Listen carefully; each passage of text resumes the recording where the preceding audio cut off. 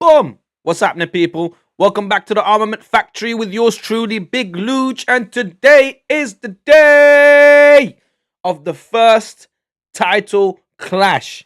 Realistically, kind of, sort of. So today, there's about 6 games being played because obviously it's the New Year's fixtures, so it's a whole bunch of games piled up in the last few days. And today's is going to be 6, and then on New Year's Day there's going to be another 4, with a simple break in between of one day, which is obviously going to be New Year's Eve. But let's run down today's 6 games, and I'm going to let you know why today's going to be a major title clash day. As we get to it, I'm sure you already know, but I'll get to it. So first things first, there's been a kickoff just now between Burnley and Newcastle, and it looks like Newcastle have already scored. Joe Linton. As I'm talking about it, I can see Joe Linton celebrating. So there's already been a goal in the Premier League this evening. Newcastle have scored away at Burnley. So that stands at Burnley 0, Newcastle 1. That's the game, the first game I was talking about, the 7:30 kickoff. There's another 7:30 kickoff game that just kicked off, which is Chelsea-Bournemouth. All the talk about Semenyo leaving. I'm sure he did start tonight. I'm sure he's playing. But there's been a lot of talk of him definitely signing for Manchester City and strengthening them for the new year because, I mean, come on, they're strong already. But then with the Semenyo going to them, another winger, that's going to be crazy. But we'll see what happens there anyway. So Chelsea, Bournemouth, I will talk about that a little bit because I have a different take on that signing of Semenyo at Man City. But Chelsea, Bournemouth, and Burnley, Newcastle, those are the 7:30 kickoffs. Then there's 2 other 7:30 kickoffs, which is Nottingham Forest versus Everton. That's going to be a good clash. And West Ham versus Brighton. West Ham definitely need a win under their belt. They're struggling severely. Their manager's under a lot of pressure, Nuno Espirito Santo, and he's already been sacked from a Premier League team this season. Hopefully, he's not going to get sacked by another team. But if he doesn't turn things around at West Ham immediately, then I do believe the hammer will come down at the Hammers for Nuno Espirito Santo. So West Ham, Brighton, Nottingham Forest, Burnley, Newcastle, Chelsea, Bournemouth. Those are all the 4 games that kicked off at 7:30. As we can see, Newcastle already up by 1-0. Now the remaining 2 games are kicking off at 8:15. So one of them is Manchester United Wolves, which is a clash from a couple of weeks ago, I believe, 2-3 weeks ago. Maybe they played them and they beat them 4-1 at home. So I believe they're gonna be able to do the same thing. Or it might be the first game that Wolves win and it will be against United, and it'll just be more pressure for Ruben Amorim and Manchester United. Now, this clash that I'm going to talk about now. Ooh, there's another goal. Bournemouth just scored at Chelsea on the 7th minute. It's Chelsea 0, Bournemouth 1. That's even more pressure being piled on Maresca. Enzo Maresca, especially after what he said in the press conferences about the 48 hours that he had no support from the club. Pressure is mounting at Chelsea. It doesn't look good for Enzo Maresca. And if they do lose this game against Bournemouth, who are also on a terrible run at the moment, you might just see a change in managers at Chelsea also. So look out for West Ham and their change of managers. And look out, here we go. We're going to look at it's a long throw coming in. Too easy. Sanchez is a mistake by the goalkeeper because he had it in his hand at one point and then he let go of it. And who's the one who scored it? I didn't see, but I was just watching the goalkeeper. I think the long throw came in from Semenyo. Oh, they didn't even show. I didn't actually see who scored. I saw the movement. I didn't see who it was. Oh, David Brooks. So David Brooks scored for Bournemouth. It was a long throw from Semenyo, I believe. It kind of bounced around in front of goal, and then a header from Brooks that Sanchez saved, and then somehow he let go of it, and it got to Brooks again, and then he put it in the back of the net. Anyway, back to what I was talking about. So I started off by saying today is going to be the first in several clashes for the title. So At the moment in the Premier League, there's 3 clubs that are chasing the title realistically. Well, realistically, 2, but I wouldn't even say just mathematically, but on the current form that they are on, I'd say there's a third team that are in the 2-horse race. So it's become a 3-horse race now. That's Aston Villa. So Arsenal at the top of the Premier League, Man City right behind us. Those are the 2 obviously chasing for the Premier League. But someone has joined us. A third horse has joined us in this race, and that's Aston Villa. Aston Villa are only 3 points behind Arsenal. So Arsenal's at the top with 42, I believe. Man City's right behind us with 40 points, which is 2 points behind us.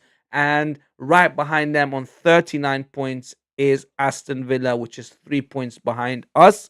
Meaning that if they beat us today at the London Emirates Stadium, not only is it going to be a very terrible night for me and a very terrible New Year's Day, I should say, or New Year's Eve, I should say, because not only are they going to get the same amount of point or equal us on points, they are going to give Manchester City the opportunity to leap us and take the first position or take the top spot at the start of the new year.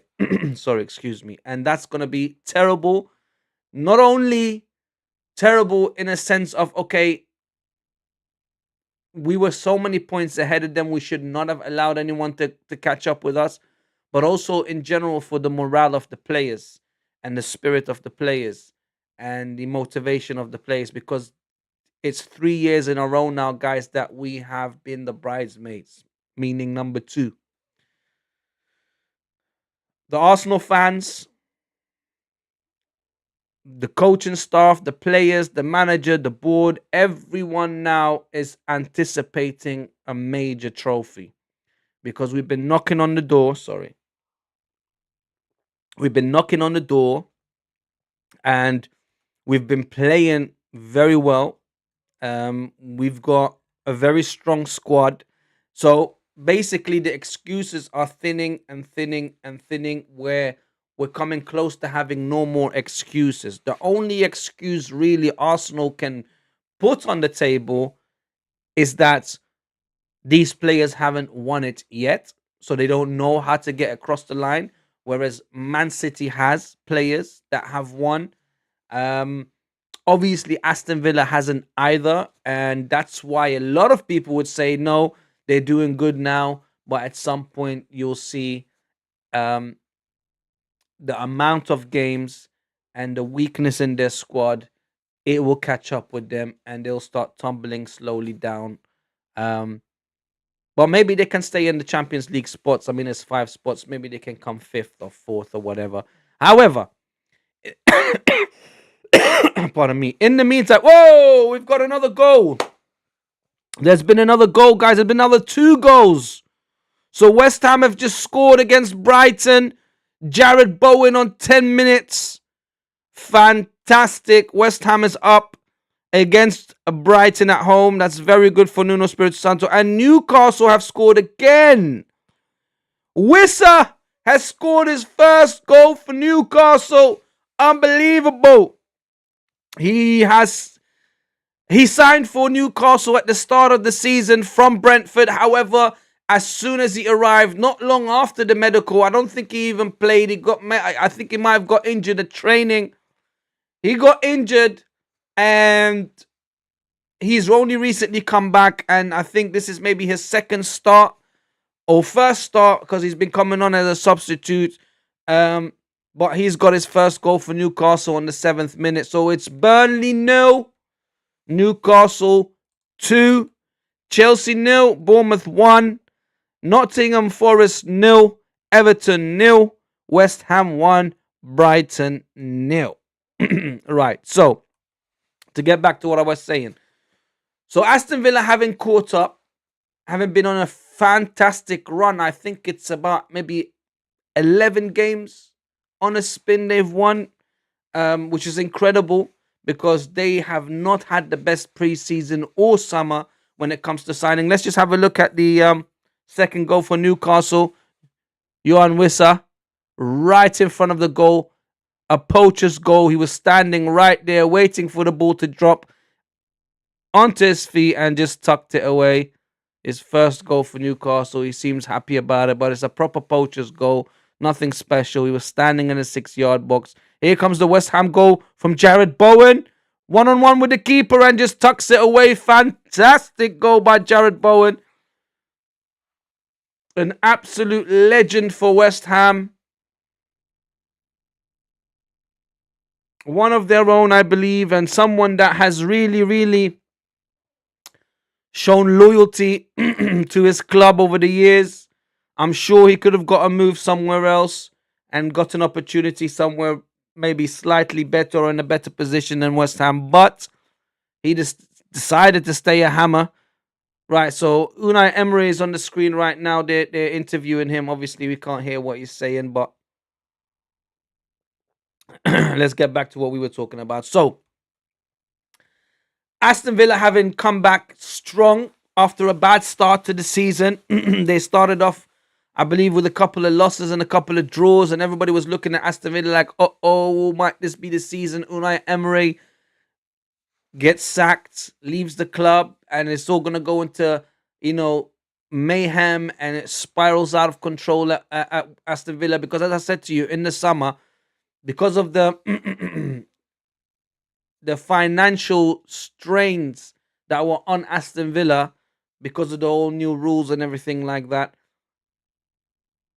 they were struggling to find players or to sign players. They got Sancho, I believe, and they had to sell a few of their players, to be honest. So they couldn't really have a great summer window to get what they wanted. And at the same time, Man United, I believe, were trying to get Martinez, the Aston Villa goalkeeper, away from Aston Villa because they needed a goalkeeper, and Unai Emery went crazy about that. Had a go at Martinez, told him, no, you can't leave. You have to stay here. You're my number one keeper, whatever.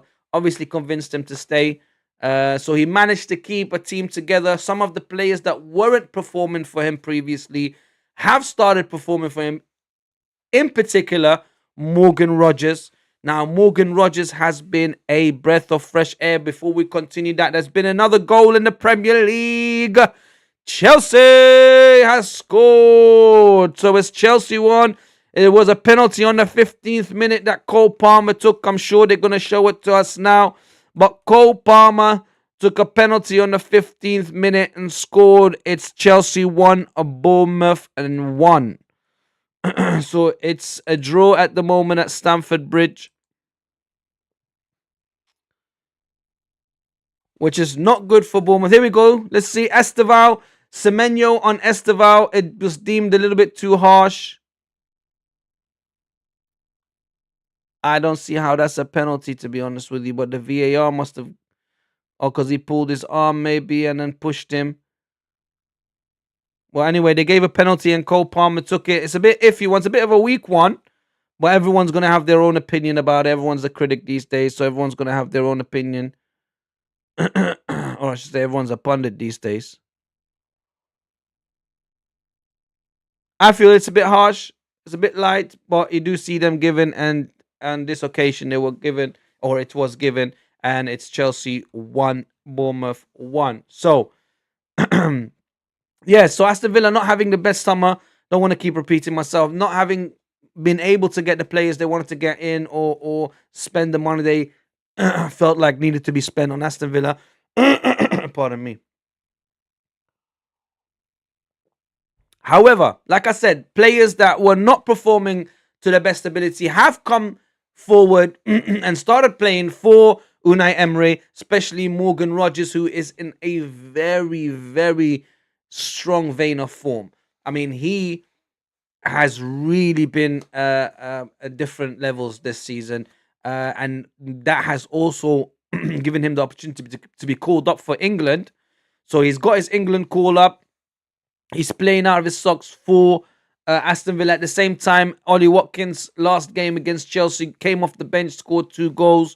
So they got a lot of things going for them at the moment. They're in a, like I said, not only Morgan Rogers, Aston Villa in a whole or as a whole are in a very, very good place at the moment.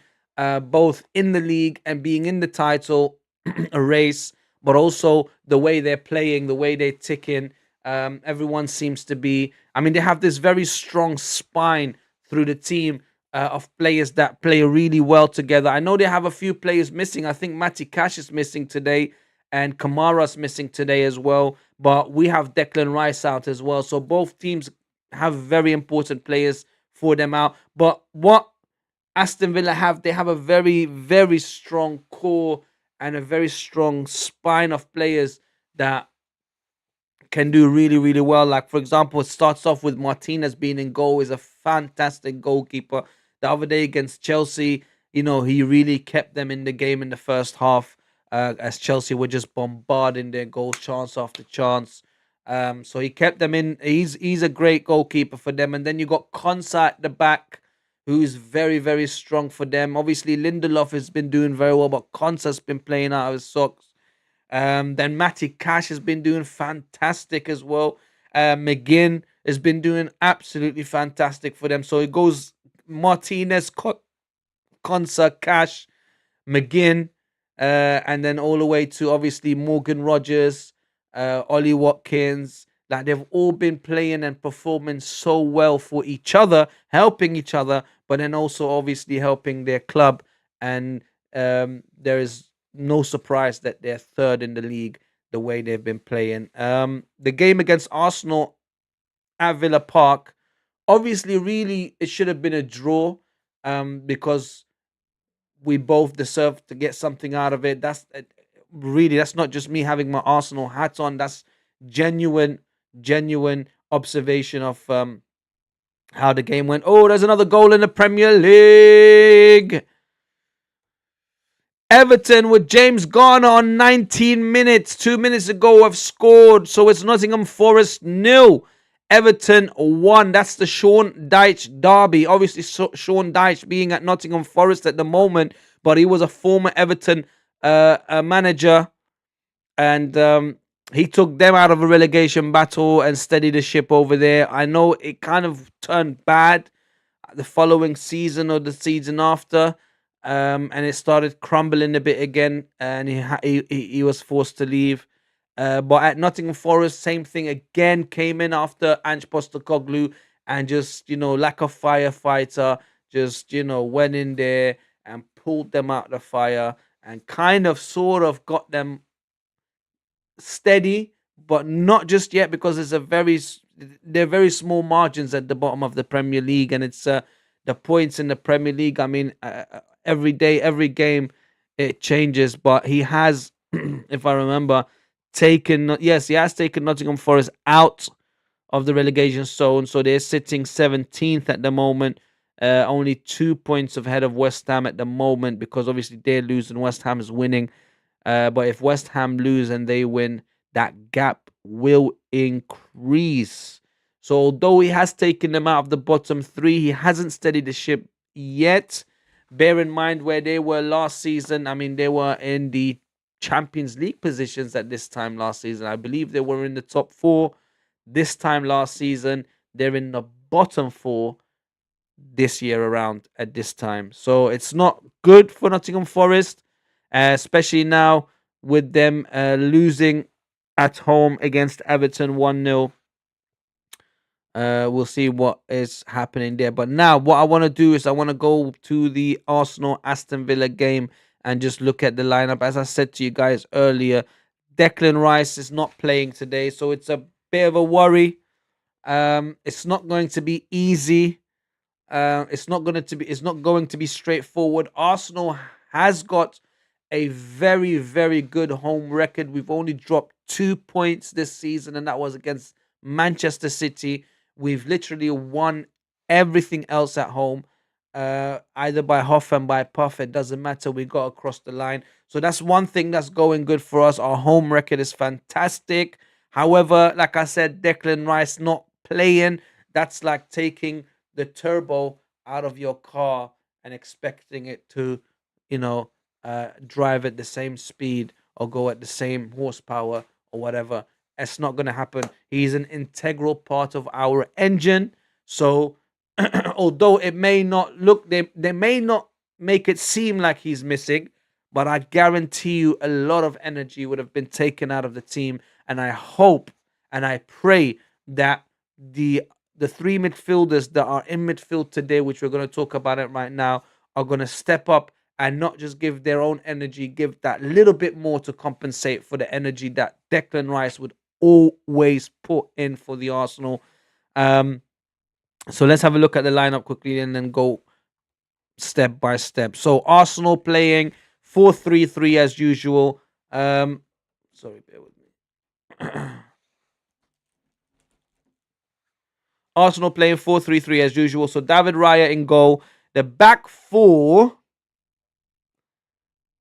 It's not a makeshift, but it's not our first choice back four. But it nearly is. So Urian Timber, thank God, is back. So I said David Raya in goal. Urian Timber is back at right back. William Saliba and Gabriel Magliash are finally back as a partnership. Finally, they're there together again. And at left back, in his original position, which is a position where he actually plays, Piero Hincapié has come in now instead of Calafiori and Miles Lewis-Skelly. Although Miles Lewis-Skelly played the last game. Oh, there's another goal for Chelsea. Chelsea are 2-1 up now. It looks like Enzo Fernandez. Chelsea 2, Bournemouth 1. It was a great goal by Enzo Fernandez. So they have turned things around against Bournemouth at home, which is very important because, like I said, Enzo Maresca, the manager of Enzo Fernandez, was under a lot of pressure. So that's obviously been relieved a little bit now that they've gone ahead. So it's Chelsea 2, Bournemouth 1. Now, so Piero Hincapié, like I said, so Timber right back, William Saliba, Gabriel back at centre backs, and Piero Hincapié back in his normal position that he's always played in, and he played in before for Leverkusen as well, which he'd probably be happy about. I really like him. I think he's great. I'm hearing some murmurs from Arsenal fans now all of a sudden that they don't think he's good enough. I think he is. He's just been played out of position a few times. I haven't really seen him make a lot of mistakes, so I don't really know what they're talking about, to be honest with you. And at the same time, he's a new signing. It's his first few months at the club. I don't think he's even been here for 6 months yet. So he's also obviously adapting and getting used to everything and everyone.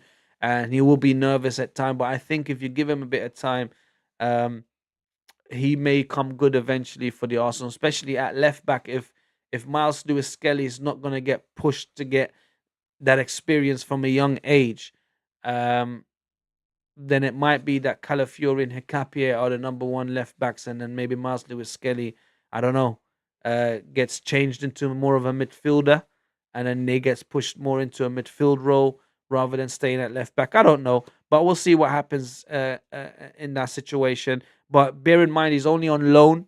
He is not a permanent signing, so it might not even be the case where we sign him, because I saw something very strange the other day after the Crystal Palace game. I saw that little group of players standing with Gahey at Crystal Palace, and then Mikel Arteta coming as well. And it was very strange because he didn't want to celebrate the goal as well. I'm sure he is an Arsenal fan, but whether he will actually sign for Arsenal or not, because he was flirting with Liverpool in the summer. Do we really need another centre back? Of course, you always need more backup, but Gahey is not someone that's going to be wanting to sit on the bench. So knowing that Arsenal have players ahead of him, or knowing that he'd have to fight for his position, I don't know if he's willing to do that, or maybe he just wants to go to Liverpool and slot in right next to Virgil van Dijk as they're struggling with a partner. I know Konate is kind of fixed up his form. He's kind of gotten a little bit better, but you only got Gomez there as well, and they don't play him much next to Van Dijk. So we'll see what happens there. So that's the back four for Arsenal. One more time, because I keep on going on to a segue. Timber, Saliba, Gabriel, Hincapié, and with David Raya behind them in goal. Now in midfield, like I said, no Rice, so it's Odegaard, Zubimendi, Marino. That's not a bad midfield. That's quite a pretty decent midfield. I mean, any team would want a midfield like that. Odegaard. I think is I would have played Odegaard more in the middle and then Zubamendi probably on the other side. But I think what's going to happen is Zubamendi is going to stay slightly behind and sometimes cover as a centre back and let Saliba or Gabriel go ahead, or even Timber and fill into that gap. And then Odegaard will come more into the middle. But the thing is, they want Odegaard behind Saka because he's always feeding Saka. Always, always. As soon as he gets the ball, he tries to look for Saka. If he can't get it to Saka, that's when he tries to play it to somebody else and maybe even switch it to the other side of the pitch. But Odegaard behind Saka, Zubamendi in the middle, Marino on the other side. So that's the three in midfield. And then the three up front, again, it's Saka, Gyökeres, Trossard. Now, I talked about this in the last game, and that's I mean, not just the last game, last few streams that I've done. I haven't been able to do another podcast yet or anything like that because of my work circumstances and being busy and stuff like that. But there's a few things I do want to talk about, and one of them is the relationship of Saka and Gyökeres. I'm not really sure that there is any relationship there. Really, it feels like they don't really see eye to eye, and that whole situation with the penalty against Everton as well. I'm not sure whether that was premeditated by both Gyökeres and Odegaard, or premeditated by Mikel Arteta, which I've already kind of sort of talked about. But there's something there that's not right. I don't know whether it's Saka just being like, well, this is my club, and there's a standard I want to set at this club, and there's a standard that we have at this club that you're not meeting and you haven't met yet, and it's becoming detrimental to the club. If he does think like that, and I'm in full support of that, and I think that Saka is really the type of player that you want to have at your club that has that kind of Jordan mentality. It's like, yo, listen, if you're not up to scratch, it's either we come and we grab you and trying to drag you to where we are. But if that doesn't work, then yeah, I don't want you at my club, mate, because you're not helping. Because I'll be honest, when I'm looking at him now, when he's playing on the pitch, he doesn't really like his amount of minutes that he's on the pitch. Oh, it's 2-2. Bournemouth has scored. Is that Danny Brooks again? Is that Brooks again? I think it is. Oh no, they're showing all the goals. What's going on? That's the penalty. So they show the first one. This is Cole Palmer. But anyway, Bournemouth have equalized. It's 2-2 now. So that's Cole Palmer's penalty. Semenya's long throw. Again. Who's that? Patrick on a Clovert. I was going to say Patrick Clovert. Clovert. Patrick's son. Clovert on the score sheet for Bournemouth. So it's Chelsea 2, Bournemouth 2. What's happened at the Everton Nottingham Forest game now? Let's see. Oh, nothing. That's just the same goal. Okay. That Dubsby Hall, yeah? No, Ghana. Right. So, the Victor Gyökeres situation, guys. I'm being honest with you. This game now, let's actually talk about it. So, because we only got 15 minutes left, right? This game is a must-win game for the Arsenal. It's a must-win game. I hope Gyökeres has got this in his mind because he's playing. And as I was saying earlier, his minutes on the pitch, the amount of time he spends on the pitch, at the moment, it's a waste of time for the Arsenal. It's a waste of time because he's not doing nothing. He's not scoring. He's not holding up the ball. He's not making runs. He's not freeing up space for everything. He's doing nothing. I don't want to hear. There's a lot of pundits. No, but he does the basics all right, and he's holding. No, he doesn't. He's doing nothing all right. Nothing. Nothing. He's got no pace. He's got nothing. Nothing. And that's the God's honest truth. I want to say he's got something. He plays for the Arsenal. I would never want to bash an Arsenal player. But what's happened here? Brighton have scored now. It's 1-1. So Brighton have scored a penalty. Danny Welbeck from the penalty spot. It's West Ham 1, Brighton 1. It's going from bad to worse. So yeah, Gyökeres. Like, I cannot see him score the goals that Ollie Watkins scored against Chelsea, for example. I cannot see it.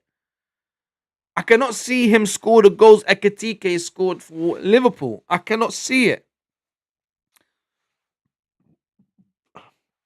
To me, so far, he has nothing in his drawer that he can pull out, that he can show me or do. So I'm just going to say, look, this is a must win game for Arsenal.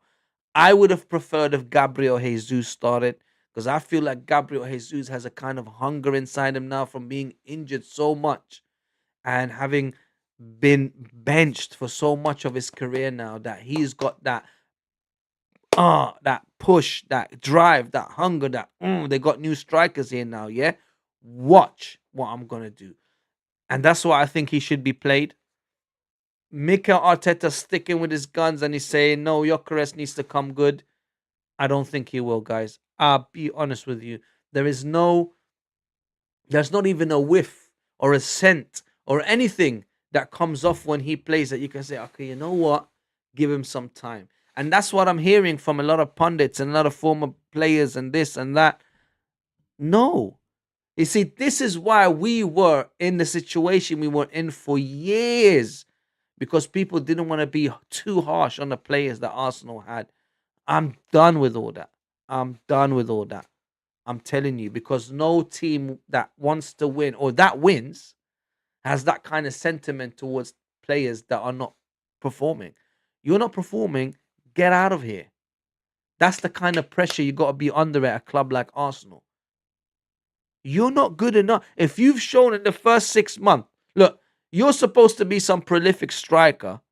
You come over and you struggle, not only struggle to score goals, struggle to just play in. Like, look, not one single defender from Man City, who are second in the league, all the way to Wolves, who are bottom of the league, struggled against Gyökeres. Not one defender. I know you could tell me, yeah, but he scored 2 against Leeds and blah. I think that's it. That's all he scored.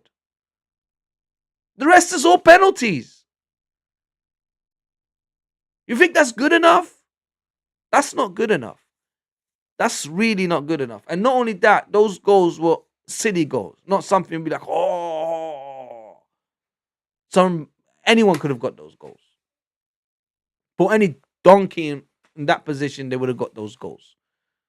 Anyway, my excitement about him, I was already not sure before he came, but everyone was like, oh, Gyökeres, no, Gyökeres. I was like, okay, well, everyone must know something I don't know.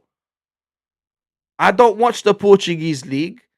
I don't really follow who's the top strikers and top scorers in those leagues or anything like that. It'll come across me sometimes due to the Champions League. When we played them in the Champions League, I went to watch the game. We battered them. No, I went to watch them here. We battered them away, sorry. So when we went over there to Portugal, I wasn't there, obviously. But when they went to Portugal, I'm pretty sure they battered them like 4-1. And I remember when we played them here and I went, was it Sporting Lisbon or was it Porto? Oh, man, I don't even remember anymore. I think it's Sporting Lisbon. I'm pretty sure because I still have the scarf. Yeah, it was Sporting Lisbon. He didn't do nothing to us then. So I'm not convinced. Not only am I not convinced, I want them to get him out quickly and just try and, I don't know, they paid what, 55, 60 million? Get back 40 million if you can and go get somebody else. I'm telling you, just like take the L of 20 mil and keep it moving. Other people will tell me, no, but you don't know, second half of the season, he might. I heard Robbie Lyle the other day on DR Sport when they were doing the preview show, talking about, oh, what about the, second half of the season? Second half of the season might be too late. I don't want to have to wait till another part of the season. No, start firing, start banging in them goals, man. I want to stay ahead of Man City. We are struggling and we've dropped points because we don't have a striker to score goals. And you want to wait till another 6 months? Or you want to wait until we've lost the league? Oh, then, it might come good then. No, it doesn't matter then. I want him to come good now. Now. We bought him for a reason. That same reason we bought him for, again, is failing us and making us lose points and drop points. And everybody's gaining on us. And everybody's starting already, oh yeah, look, Arsenal's bottling it. The same damn problem. We don't have the goals. Why didn't they actually get a striker? Like, what baffles me is that just looking at Gyökeres, you can tell he's got too much weight on him. He's way too big, man. Like, the minute he turns, 3-4 defenders are already ahead of him. Where are you running to? You got nowhere to run. You can't run into the channels. You can't run in behind because they're all faster than you. Like, how did Mikel Arteta and Andrea Berta and everyone else there at recruitment look at Gyökeres and think, and pushed so hard to get him? When I'm looking at him thinking, what? Hold on.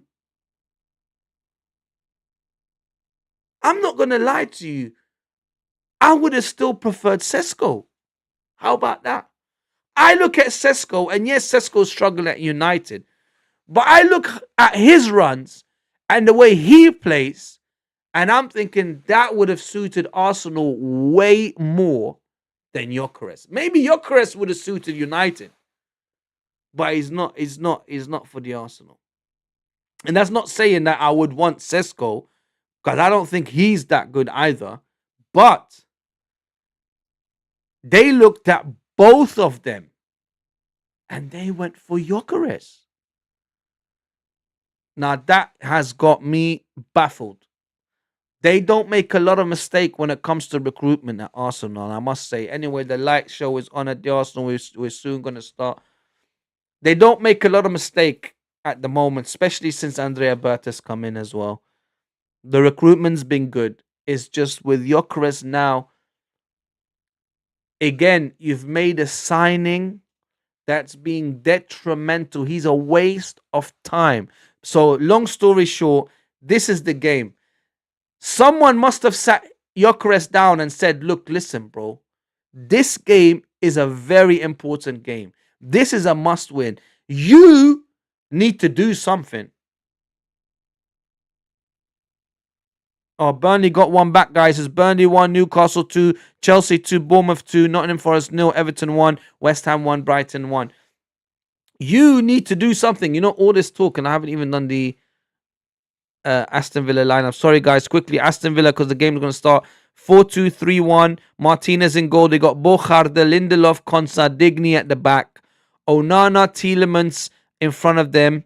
Sancho, Buendia, Rodgers in the middle basically, and Watkins up front. So again, Martinez in goal, Digny, Konsa, Lindelof, and Bogarde as the back four. Tielemans and Onana in front of them as the pivot holders, and then Rodgers, Buendia, and Sancho and Watkins up front. That's a very, very strong Aston Villa team or lineup. So back to what I was saying quickly. Also, the subs bench for Arsenal: Ben White, Gabriel Jesus, Eze, Martinelli, Kepa, Norgard, Madueke. Havertz is on the bench, and Miles Lewis-Skelly.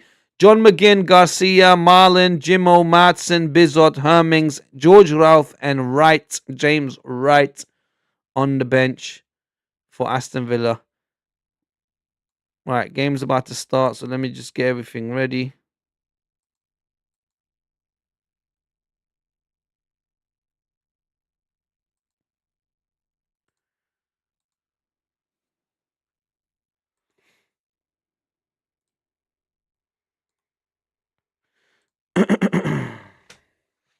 Yeah, so I hope somebody sat him down and told him, brother, if you want to get the Arsenal fans back behind you, backing you again, do something in this game. And then I'll forgive him for everything before that. If he gets me a hat-trick, forget even a hat-trick. I'm not even going to expect that. Get 2 goals. Get a brace. Get a brace and make sure Arsenal win this game. Then I'll forget everything that's happened before. There's a fresh start. I'm going to give you another chance. If this Brer does not do anything in this game, quickly, Raya in goal, Timber, Saliba, Gabriel, Hikapié is the back four. We've done this already, but I'm going to do it again. Odegaard, Zubimendi, and Marino in midfield. And then Saka, Gyökeres, and Trossard up front. And that's the Arsenal lineup.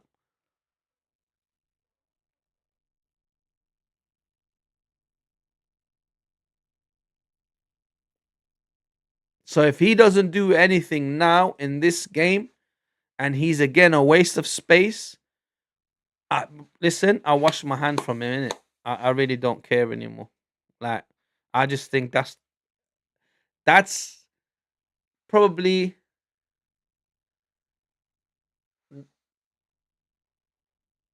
well, I wouldn't say worse, but that's probably one of the worst signings we would have ever made.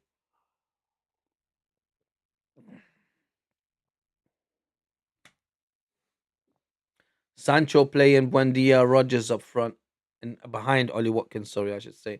Forgot to do the lineup for Aston Villa, but I told you guys earlier. Martinez in goal. So Martinez in goal, Digny, Konsa, Lindelof, and Bogarde at the back. Onana, Tielemans in front of the back four, and then in front of the pivot players, Sancho, Buendia, Rogers, and Watkins up front.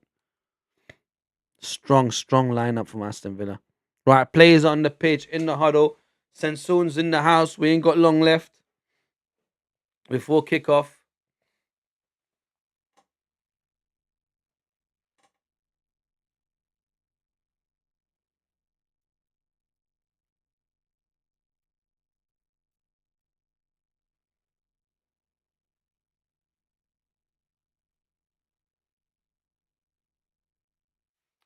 Jadon Sancho's first Premier League start of this campaign.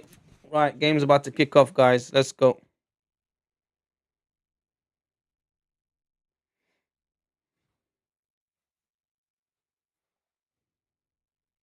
And we're off.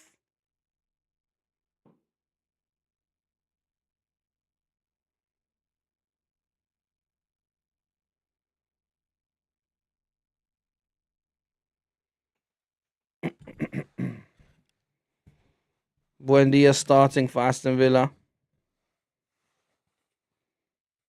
This is a very important game. I'm not gonna lie. There's a bit of anxiety for me. I want to be honest. I don't know about other Arsenal fans, but I've set my sights on the Premier League at least this season. Jadon Sancho just losing the ball, getting a throw in for Aston Villa. I've set my sights on the Premier League, and I genuinely want to win it.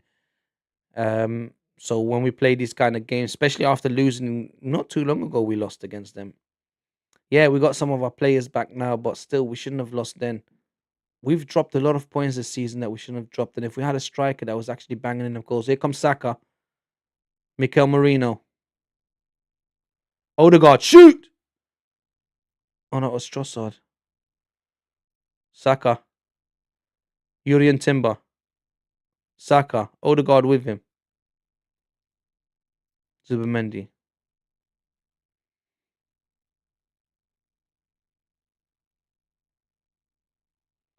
Yeah, this game is severely tense, guys. So you might see me just gritting my teeth, and Odegaard now with the ball, driving forward, looking for Trossard on the run, but the ball was bad and it goes out. It's a goal kick for Aston Villa, but a good start.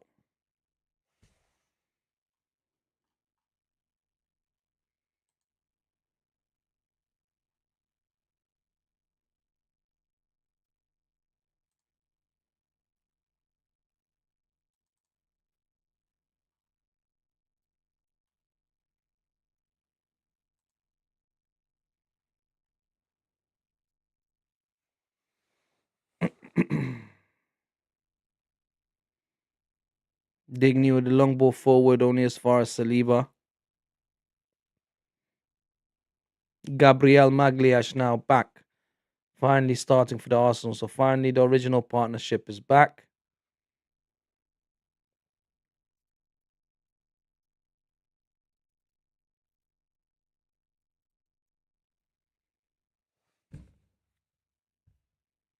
Odegaard looking for Trossard.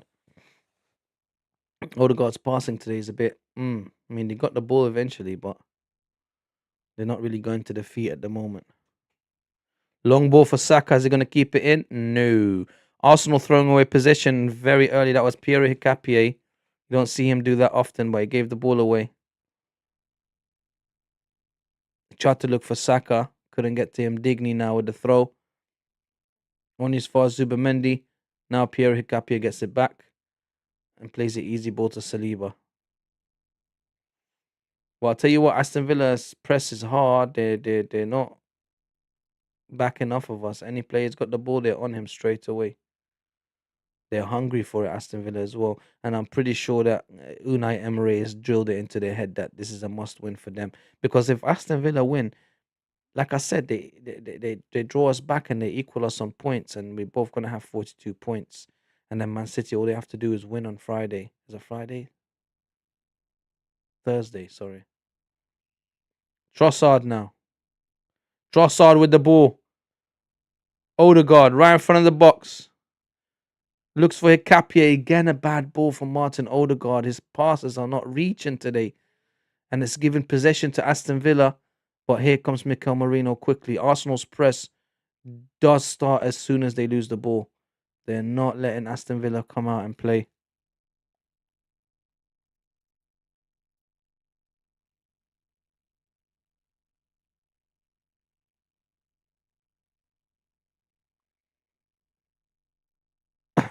Wait, hold on. Sorry, guys. Tablet-EH8DF says, bro, my brother bailed on me, so I'm here watching this ish at 1:45. TF do I do? I have no access to the Prem. Do you know any shady free Prem games? I don't care. I get a virus. I don't, bro. I'm really not sure. I don't really. I mean, you can Google the streaming sites. I mean, if you put free streaming, Premier League streaming, I don't recommend it, but I really don't know, my brother. I don't know what to tell you. I'm in India. Wow. Yeah, that must be the time difference must be crazy, bro. What time is it in India right now? And which part of India? Because India is big. Are you from Gujarat? Are you from Delhi? Are you from the south of India? The north? I don't know any shady websites, brother. I don't know. I really don't. The only thing.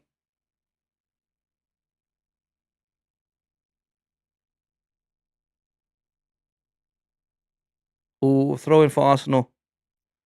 No, I don't know, Tablet.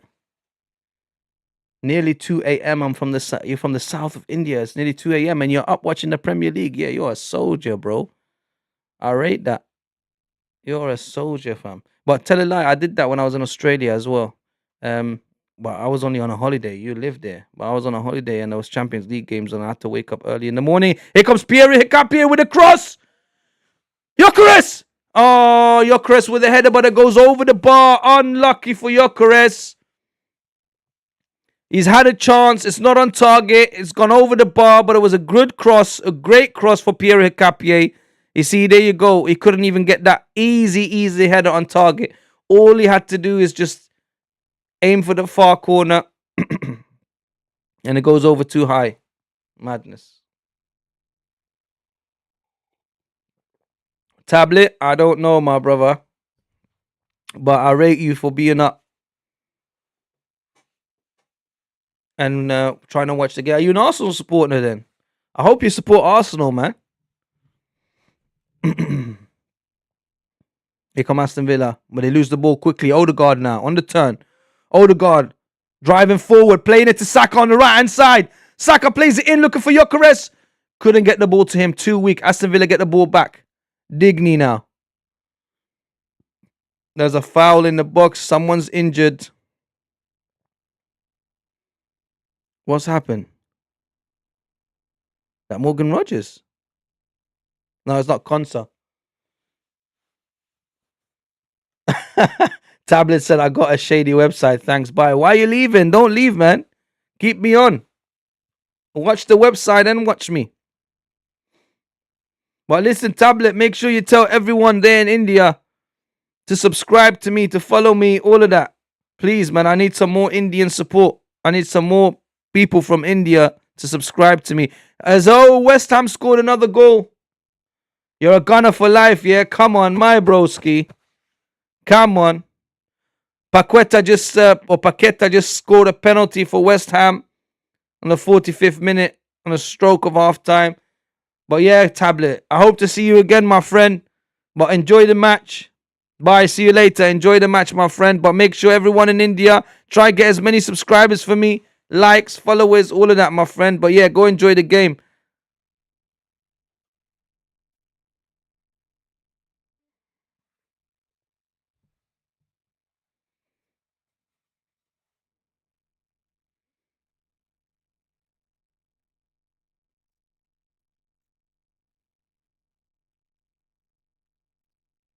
Tielemans gone down now. Aston Villa players have gone down one after another now. First it was Konsa.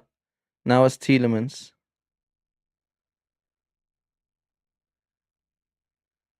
Looks like Odegaard might have just stepped on his heel. Accidentally, obviously. Yeah, come back anytime, Tablet, man. You're welcome anytime, bro. This is the armament factory. This is the house for all the gunners. Anyone that supports Arsenal and even non-Arsenal supporters as well. Anyone that loves football, come join us at the factory. But this isn't House of Arsenal.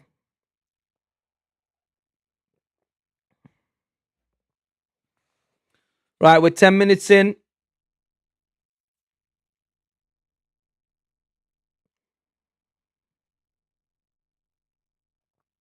Here comes Onana. Looking for Watkins with the long ball, but Saliba with Watkins all the way, and Saliba gets the ball, but it's a throw-in for Aston Villa. Very unlucky.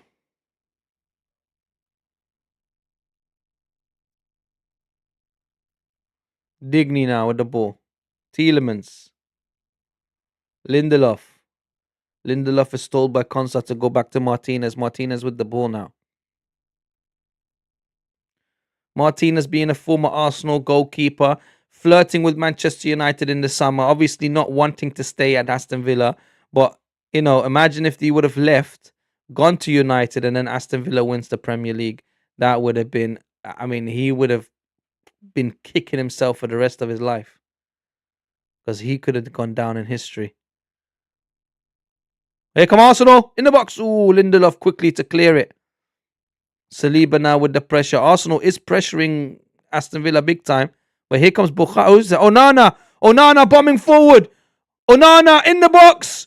Gets tackled. Referee says no penalty. It's a corner for Aston Villa. Onana drops in the Arsenal box. Aston Villa obviously looking for a penalty. Onana was driving forward. And then he tumbled over Saliba's legs as he tried to go inside. I mean, I don't know. That could possibly be a penalty. How about that? The ref said no. There's no VAR check. Onana got up quite quickly as well. So they obviously deemed it a very, very weak challenge. Or no challenge. It's a corner for Aston Villa nonetheless. They're good at set pieces. I'm pretty sure they won. Was it from a set piece when they beat us? I forgot now. That's that second goal. I don't remember.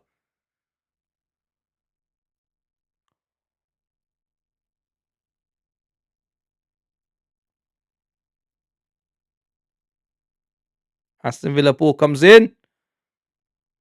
And it's cleared from the Arsenal box, but not as far as you want. Jadon Sancho on the ball now. Tielemans on the ball now.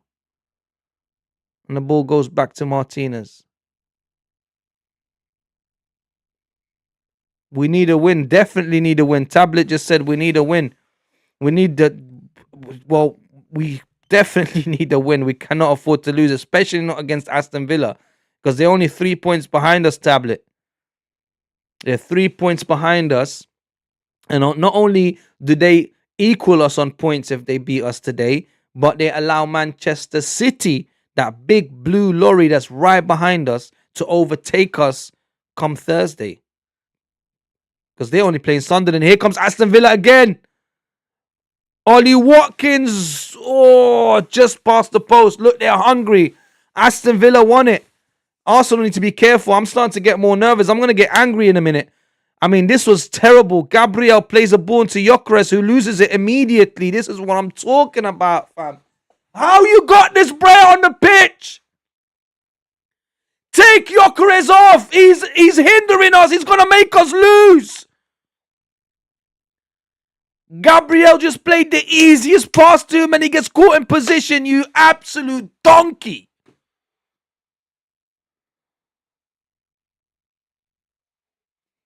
I don't know, Tablet. A Tablet just said, TF does the Aston Villa manager turn into Sir Alex when Arsenal are doing good. That's what I'm saying.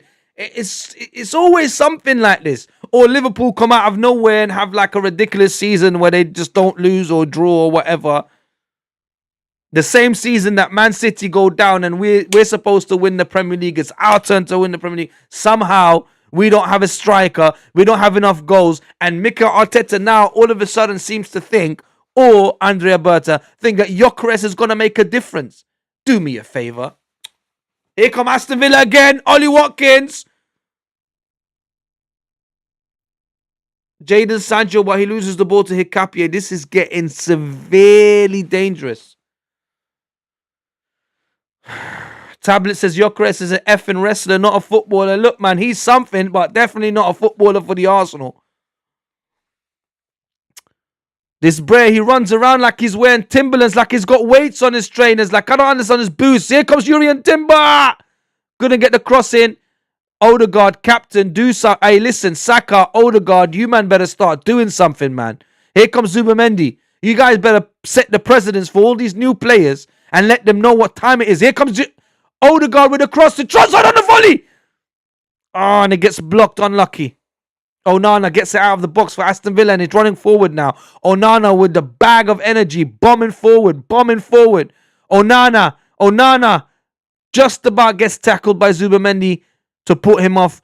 But here comes Buendia, Tielemans. Tablet says Gyökeres moves like an ice cream truck. Trust me. Or a bulldozer or something slow like that. Yeah, Rice is me. I did say that before the game started, Tablet. I was saying, listen, man. Rice is like if you take the turbo out of your engine and expect the car to go the same speed as it goes. It's not going to happen, bro.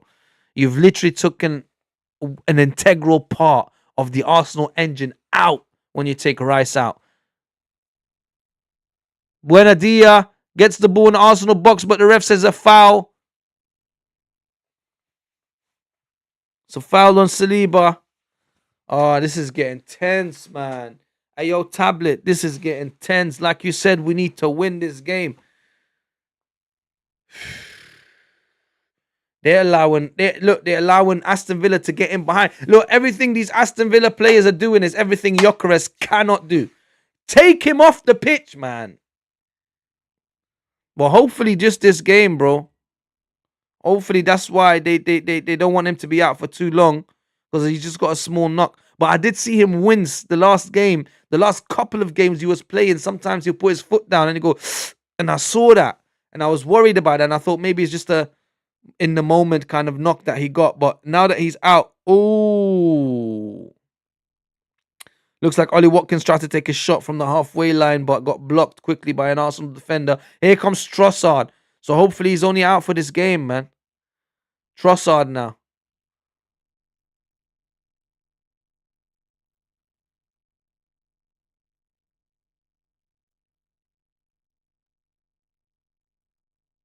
Odegaard. Gabby. Hikapié.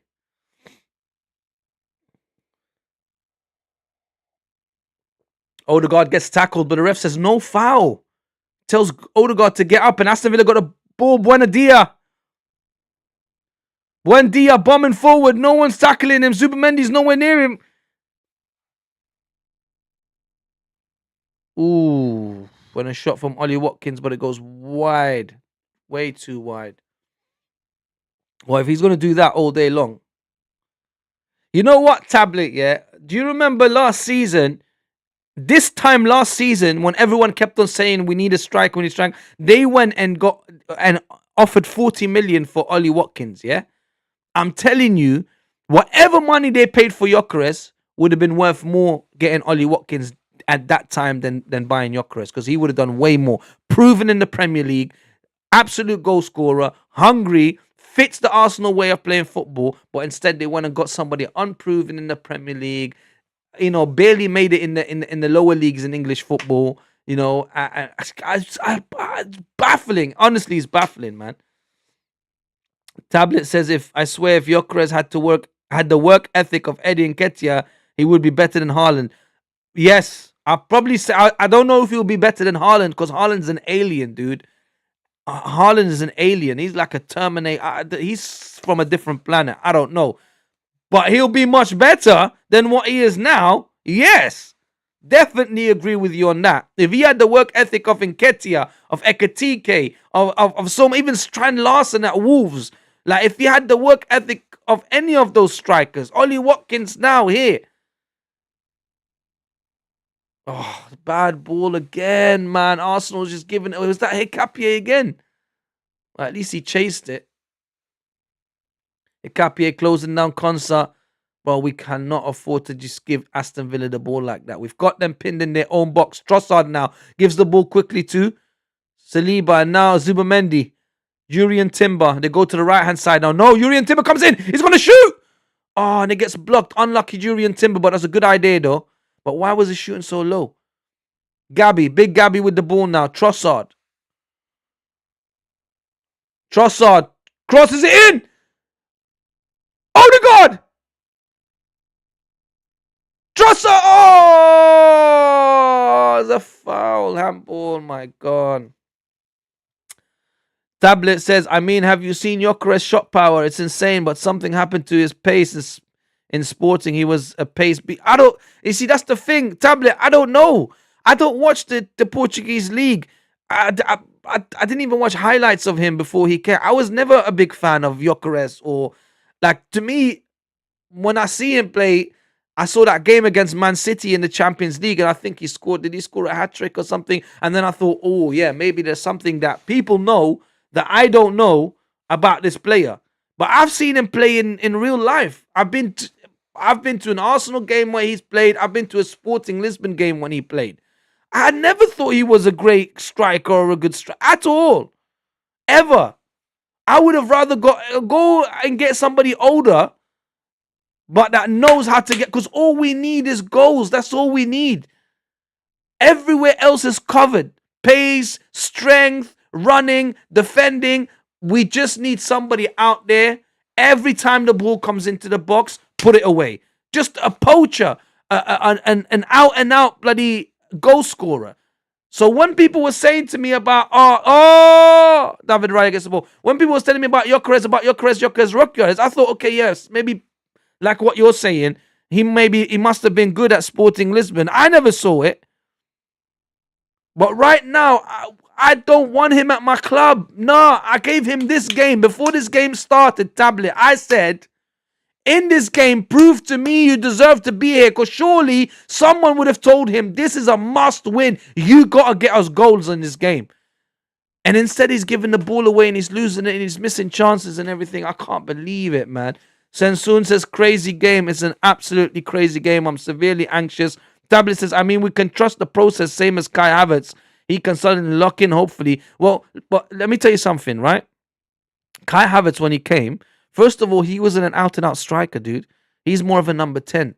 That's one. And two, let me tell you something else. Kai Havertz was getting us the goals. The important goals, that not as many as we needed, because he kept on going injured and whatever, and he was the only striker we had. We needed Gabriel Jesus at the time as well. We needed another striker. But, bro, he got like 15 goals. But the way this guy Gyökeres is going, he's lucky if he gets 8 this season. Or 5. I think, no, he's already on 5. Then he's scored like 3 bloody penalties. He's just, I don't know, he just doesn't run into the right positions. Look right now, somebody look for him. Trossard, look for Gyökeres. Trossard goes for it himself. Instead of crossing the ball to the back post where Gyökeres and Saka are, he tried to go for it in the narrow angle at the near post. He tries to shoot to get a goal. Look, from that distance. Look what he does. Goes to the narrow post where the angle is too tight. Instead of crossing it to the back. What the hell was that? My God, Gabby just went down. Don't tell me he's injured again. Ollie Watkins just dropped on Gabriel Maglia's head. Tablet says, I wish we had we do have Gabriel Jesus. Tablet, he's on the bench. Both Kai Havertz and Jesus. Oh, Patrick Vieira. Salute to the captain. We do have Gabriel. He's on the bench. Him and Kai Havertz are on the bench. They got to play. I don't know why he started with Gyökeres. He's got to play Gabriel Jesus. Gabriel Jesus is hungry. He's a number 9. He wears the number 9 shirt. Buendia here plays a ball to Morgan Rogers, who's bombing forward. Gives it to Ollie Watkins. Morgan Rogers still with him. Ollie Watkins just plays it straight into Trossard's path. Nobody was there. Thank you. Ollie Watkins can do that all day long. No problem. Look where Gyökeres is in between 3 players. Play on the line, man. Odegaard. Zubamendi. Hikapié. Cross it to the back post. Look at Saka by himself. No one's involved in Saka all of a sudden. Mikel Merino.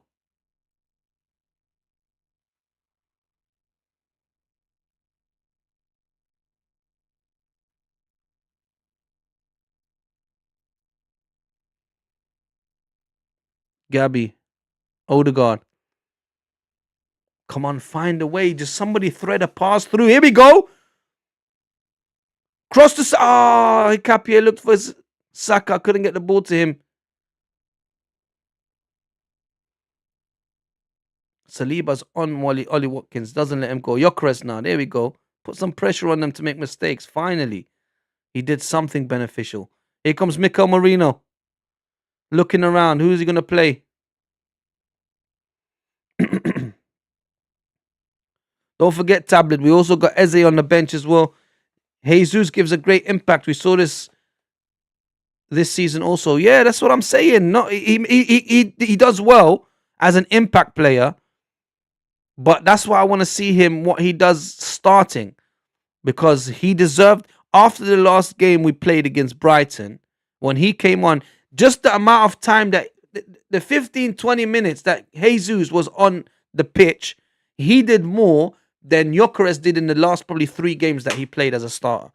So that tells me, quickly, let's run through the scorelines in the other games. So Burnley 1, Newcastle 2, Chelsea 2, Bournemouth 2, Nottingham Forest 0, Everton 1, West Ham 2, Brighton 1, and obviously Man United 0-0, Arsenal 0-0.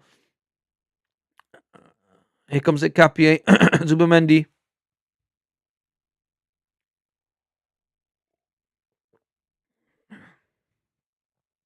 I think Jesus deserves to play.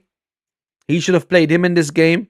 And then, if anything, brought Gyökeres on to see if Gyökeres can be an impact player. Maybe confuse Aston Villa away. But just to be stubborn and just consistently play Gyökeres, even though he's playing bad. It's that whole Liverpool Mo Salah situation. Here comes Kai Havertz, is getting ready to warm up. Yes! I hope he takes off Gyökeres early.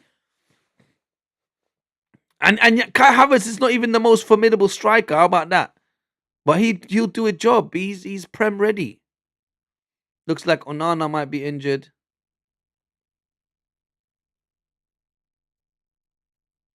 Look at that. McGinn is getting ready. McGinn's a good player. I like both of them.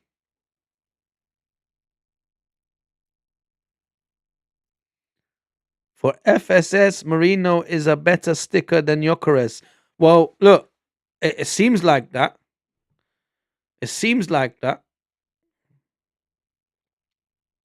I mean, I think they're equal on goals. I wouldn't be surprised if Gabriel Magalhaes has the same amount of goals as Gyökeres. How about that? He had to beg for a penalty the other day from Odegaard. He had to beg him and say, yo, listen, can I take the penalty? Just so he can get his numbers up.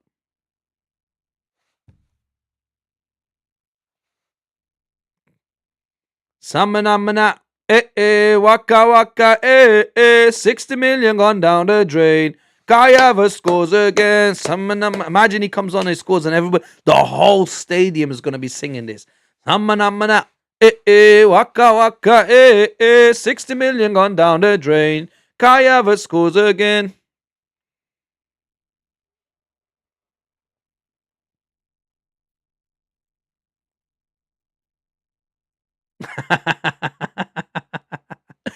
Tablet said we paid 60 million for a pen merchant. Trust me. Oh, here we go. Man United look like they've scored. Did they? Dogu. Oh my God, Dogu's on fire at the moment. Oh no, it was Xerxes. Sorry, I thought it was Dogu. Xerxes got the goal for United. Wonder how long he's staying at United for.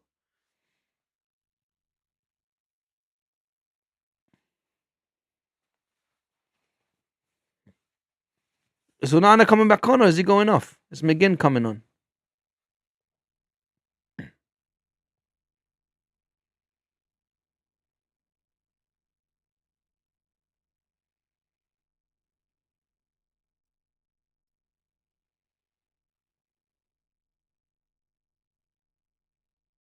Tablet says, show your kit collection, my man. Well, this is as much as I can show for now. But in the new studio, hopefully, once I have enough subscribers, Tablet, and there's some sort of monetary funding coming in so I can build my studio, then yeah, I can show off all the kits. I can show off all the merch that I've got, everything. But right now, I'm on a what we call a LBT. LBT means a low budget thing. I'm on a low budget. So I can't show you everything yet. But hopefully once Saka in the box. Oh the God. Oh, he tries to cross it to the back post, but there's no one there. Saka still. Oh, referee blows the whistles. A free kick for Aston Villa. Yeah, man. Hopefully once I get some donations and I get some more subscribers and you know things start moving, the ball starts rolling. Who's that? Oh, Dua Lipa. What? She's an Arsenal fan. I didn't know Dua Lipa was an Arsenal fan. Fair enough. Anyway, yeah, don't worry, bro. So soon, Tablet. Just stick with me. Subscribe to my channel. Keep on watching me. Bring more people with you, bro. And then hopefully, once the channel grows, that's what I was trying to tell you. Once the channel grows, then I can show everything. Right now, I can only show you this much, my brother. I'm in a very small space, and everything is LBT. Low budget, low budget.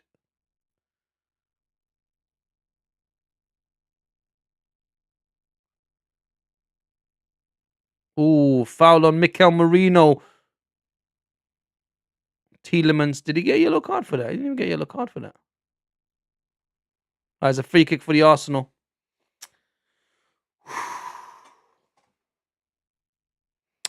Tablet says, bro, I'm sleepy AF. I ate the heaviest meal at 1 a.m., so can't eat my first monster. Bro, I don't. Tablet says, bro, you'll be the next Arsenal fan TV or so me S like that. Well, I appreciate that, my brother. Ooh, Martinez grabs the ball. I appreciate that, Tablet. Thank you so much, my bro. And listen, I know it's late over there, and you're saying you've eaten a heavy meal, and I know Indian food is so good, bro. So I know I've had Indian meals, bro, and afterwards you just feel like knocking out for a couple of hours. So I wouldn't blame you. I can do with a bit of biryani myself right now, bro. A little Rogan Josh or something like that. But you're from the south of India. So your curries and your meals, they're super hot, bro. I like spicy food, but there's a certain threshold I get to. You guys pass that threshold. I can't. I mean, I can only eat so much, and then that I have to be like, yo, nah, that's too spicy for me. But I love it, man. Indian food is one of my favorite foods in the world. And yes, it does make you sleepy, man. But I eat the ones with meat. You probably eat the vegetarian one. I don't know, but I eat the ones with meat in it, and that makes you even more tired. Bad corner from Aston Villa, and the ball goes out. We're past the half an hour mark. It's the throw in for Aston Villa now. Bro, swear on everything on. I have 8 biryani just now. Yeah, man. Bro, biryani is the one, bro. Lamb, chicken, veg, anything. With the sauce as well. It's one of my favorite foods. I'm not going to lie. But there's so much Indian food that's nice, bro. Indian food is just one of those cuisines that it's just, you have to have it at least once a week, man. There's a place. Obviously, there's loads of places here in London, but there's this one place in London. I'm gonna advertise it now. So guys, make sure you go to. Is a place in Queensway called Khan's. You wanna have some good Indian food? Go to Khan's in Queensway. But there is loads. There's loads, by the way, guys. So many. Like, there's just one place that I really like. Tablet says, bro, try traditional Hyderabad chicken biryani. You will have all the spices you stole from us. Bro, I wouldn't be surprised, bro, because guess what? I support I think they're called the Sunrise Hyderabad cricket team, the IPL cricket team. So I want to go there one day, bro. So I will try, definitely will try the Hyderabadi chicken biryani because I support the Hyderabad IPL team. I think they're the Sunrise Hyderabad. I'm pretty sure they came very close last season. And it's not long for the IPL to start as well. When does the IPL start? Is it in March or February? It's not long because I do enjoy watching the IPL. Oof.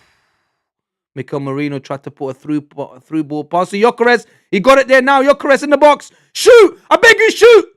And it gets blocked because the shot was so dead. Oh my god. Uh, yeah, March. Yeah, end of March. I will be watching that. Yeah, but one day, hopefully, I want to come to Hyderabad and watch a game there live. And then definitely, I will have the Hyderabadi chicken biryani. You're making me hungry, tablet man. Stop it, man. I'd go order a biryani right now. Yuri and Timber.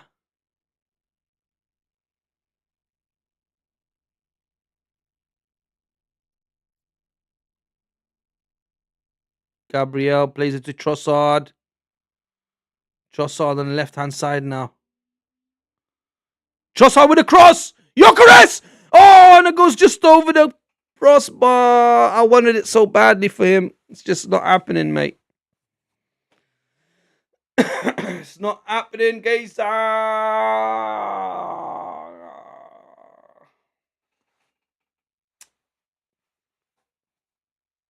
You know what it is? I might put my lucky hoodie on in the second half.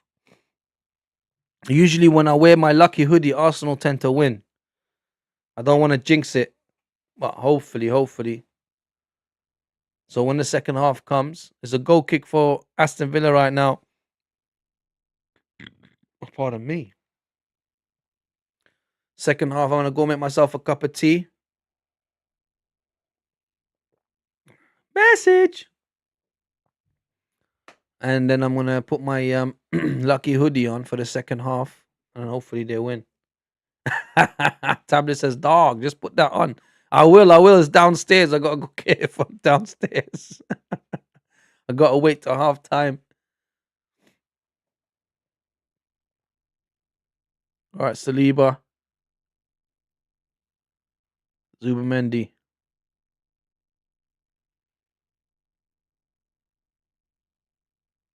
Hopefully, the second half they come out all cylinders firing. Oh, referee's not helping today. It's a throw in for Aston Villa. Man said, I dead ass thought you were drinking Guinness or something. Nah, dog, I'm having a tea, bro. Man said, I thought he was having a Guinness.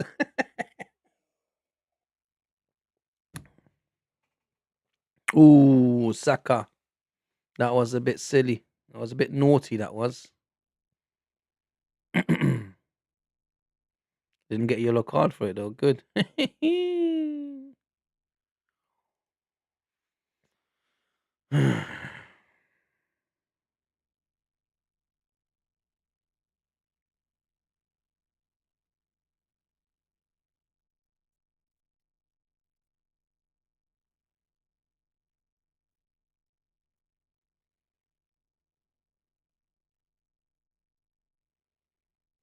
Emi Martinez. Long ball forward.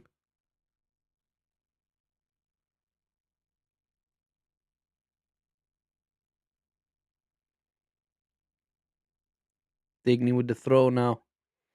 Come on, man. Stop wasting time. Hurry up, man. Surely that was a foul throw. Anyway, Aston Villa with the ball. Nah, bro. There'll be the same stream. I'm not going nowhere. I'm just gonna go downstairs. The stream will be running. I'm just gonna make myself a cup of tea, get my jumper, and then yeah, that's it. Put it on, and then I'll be back. I shouldn't be more than like 5-10 minutes, but the stream ain't going nowhere, bro. The stream stays on.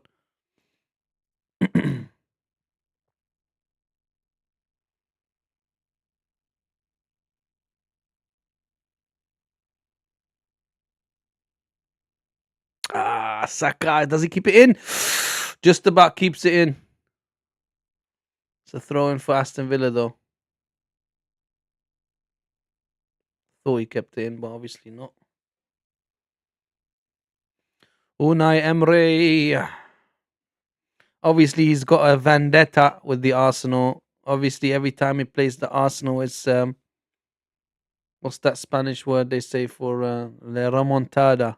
It's always la remontada with Unai Emery when he plays Arsenal.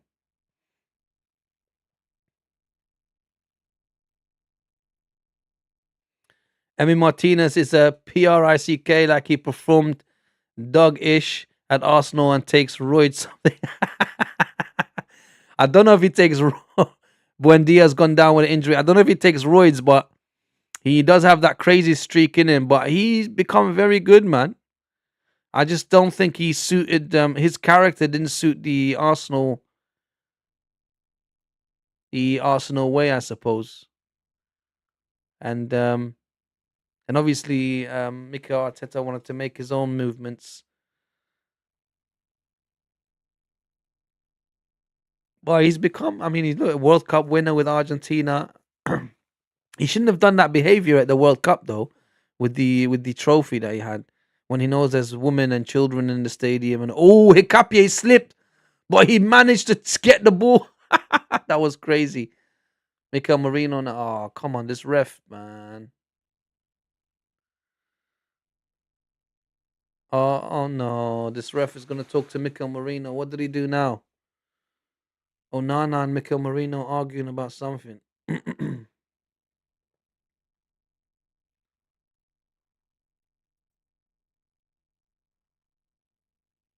Did he step on him?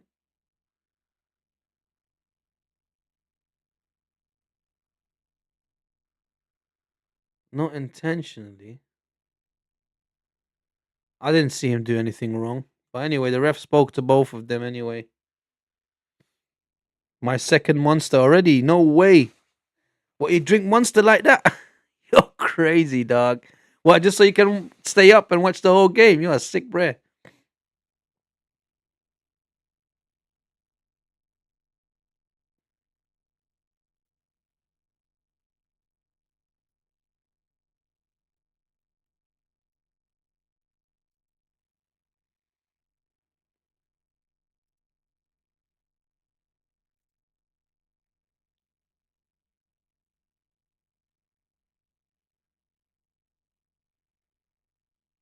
Morgan Rogers.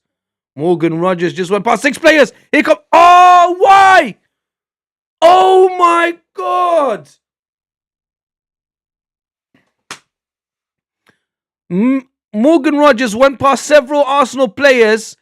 He went past Trossard, but when Mikel Merino took the ball off him, the ref pulled the game back and blew the whistle and said, no, Trossard pulled Morgan Rogers. Ridiculous, man. What a tackle.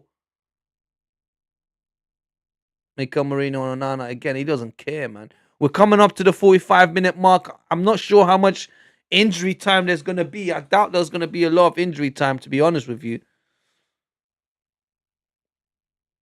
Tablet says, wait, who's like dominating the game? Wait, what? And then he says, Tablet says, the white monster is goated. And yesterday I slept at 4 a.m., woke up at 8 a.m. today, sleeping at 4 a.m. and have to wake up at 6 a.m. Jeez, bro. That can't be good to your health, man. You got to be careful with that, bro. Sleep is important. Not necessarily that you need a lot of sleep, but at least 6 hours, man. 5 to 6 hours, I think, is healthy. Ooh, Gyökeres tried to get the ball off of Martinez's hand. Martinez dropped. Gyökeres dropped. And it's a goal kick nonetheless. Yeah, be careful, man. Listen, Tablet, your health is your wealth, my friend. Nothing else in this world matters other than your health. Try and stick around for longer. Look after your temple.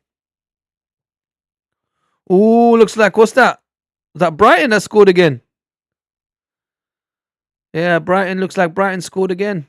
Looks like it's 2-2 Feltman at 61 minutes. It's West Ham 2, Brighton 2. Here comes Ollie Watkins, but Urian Timber with a great tackle to block him.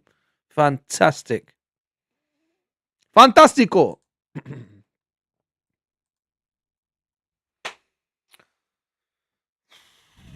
Right, it's a couple minutes left.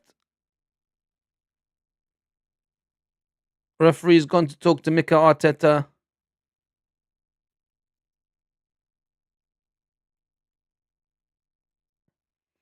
Look at our bench, though. We got Martinelli, Jesus, Eze. My God, Havertz. All these players still to come on. Tablet says, bro, it's cold AF. Why, bro? You're in the south of India. Does it get that cold at nighttime? Like mad cold like that? I mean, I know in the desert, they say, it's hot all day and then it's freezing at nighttime. But is it like that in the south of India as well? That's mad, bro. Get some blankets out and sheets and wrap yourself up. Put extra layers on, my friend. Don't let yourself stay cold. I mean, it's cold here in London, but I'm not gonna lie, I'm wearing layers. I don't even put the heating on. I just put layers on. It's too expensive here, man.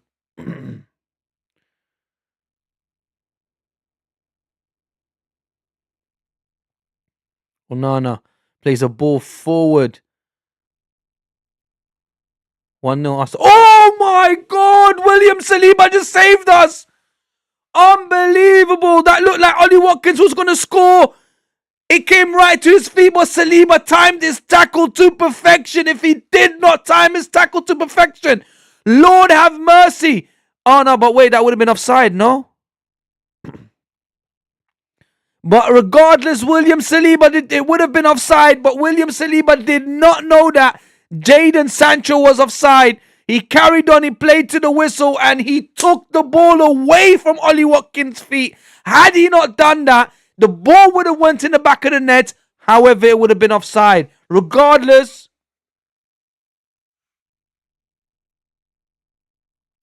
Tablet says, can you show the clip? What clip, man? Of the football match? No, I can't do that. I'll get banned.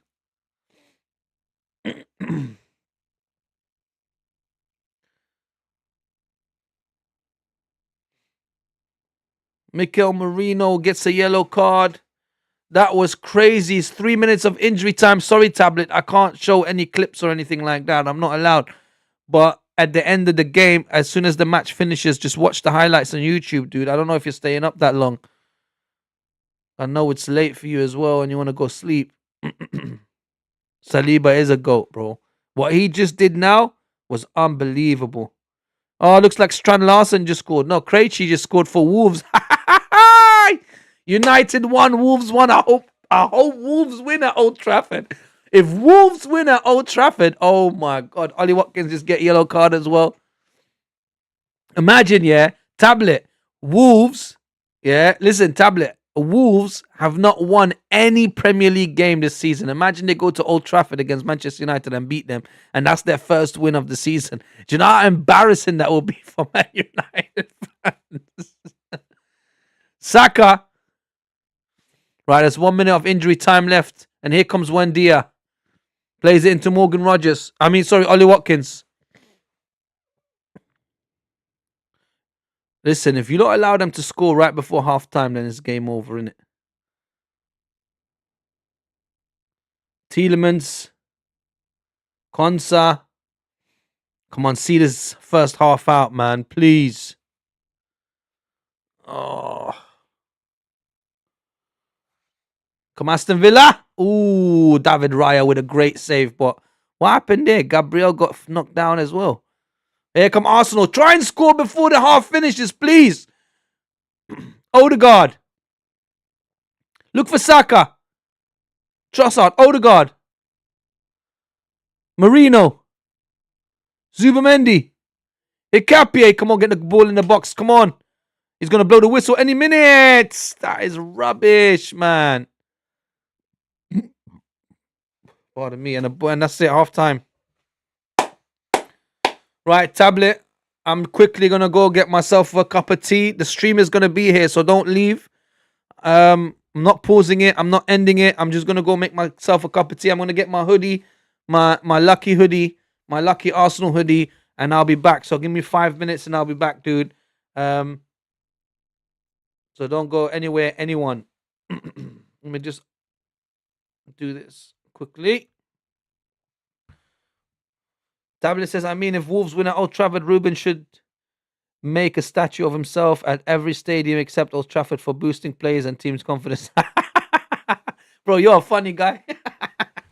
I agree with you.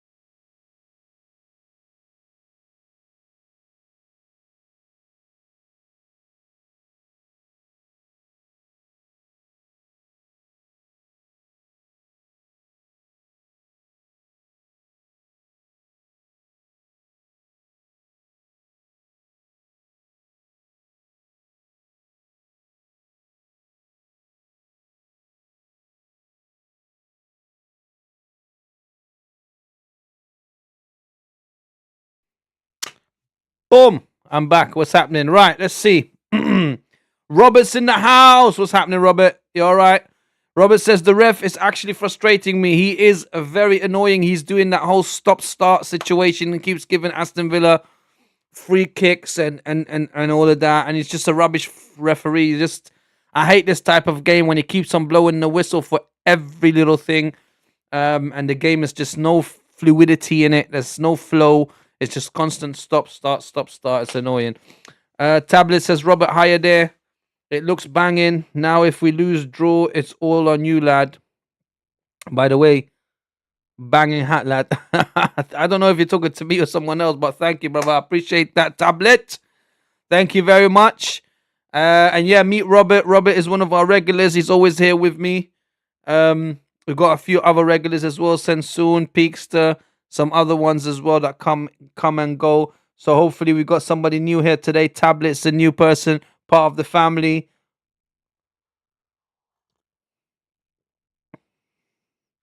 Robert just did the blue tick no reply thing to me, man. I don't even know what that means, but don't worry. Robert is in and out. He comes in and out. He's not constantly here, but I'm sure if he sees your message, he'll reply. He's a very nice guy. Don't worry about that. He's a very nice, but everyone here is a very nice person, Tablet. Don't worry. Some of them just come in and out, in and out.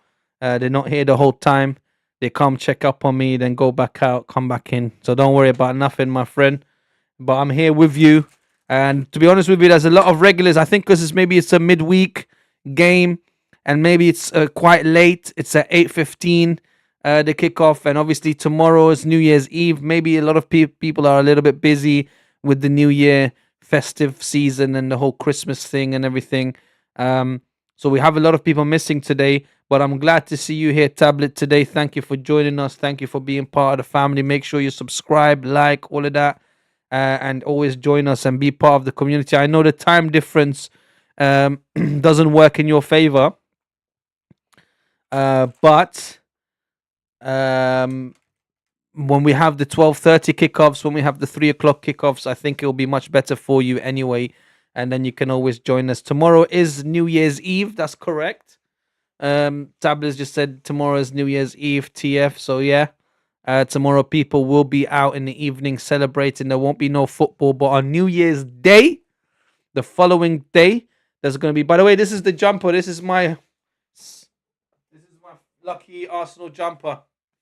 It's a bit dirty and a bit stained, and I got to put it in the wash. But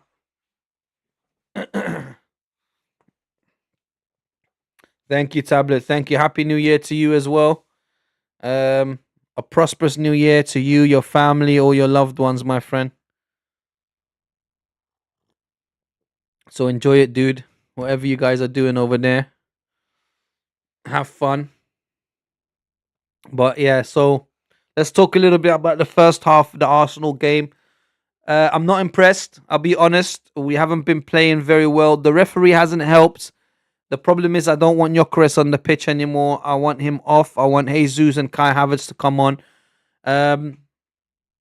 Everyone else has been okay. Saka hasn't really been involved that much. At some point, we can maybe change him, get him off, put Madueke on, see how Madueke copes against Aston Villa. Changes definitely have to be made. But let's have a look quickly at this 1-1 draw at Old Trafford. So the Xerxes goal came from, looks like Aiden Heaven. Xerxes just shoots on the edge of the box, gets the goal. It's 1-0 United. However, from the corner, Wolves take a corner. Oh, I thought it was Tran Larson. It's Krejci. Oh, no, of course, I read it. What am I talking about? So, yeah, Wolves get the equalizer. So it's 1-1. Looks like McGinn is getting warmed up because the second half at the Emirates Stadium is about to kick off. And it looks like they want to make a change and put McGinn on. McGinn is to Aston Villa what Declan Rice is to Arsenal, which is a driving force, an engine, an energy source, an outlet, box to box constantly, back and forth, back and forth. Doesn't get rated as much as he should, really. He's a fantastic player. Really goes under the radar. Like, doesn't get mentioned a lot. But I think McGinn is a fantastic footballer. Tablet says Jesus should come on. Old Trafford is now a effing joke. Yeah, well, feel sorry for whoever supports them. Whoever's watching the World's Darts Championship is day 17. Van Gerwen from the Netherlands is playing Anderson from Scotland.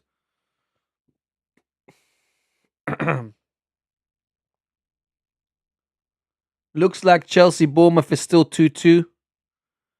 Forest Everton. Oh, Everton have now scored a second goal. So it's Forest 0, Everton 2, Burnley 1, Newcastle 2, Chelsea 2, Bournemouth 2. That's the other games that are being played.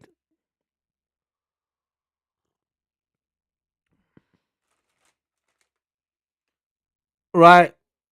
McGuinness, come on. I didn't see for who though. But I presume for Onana, because Onana had a bit of a knock. And they play in the same position pretty much.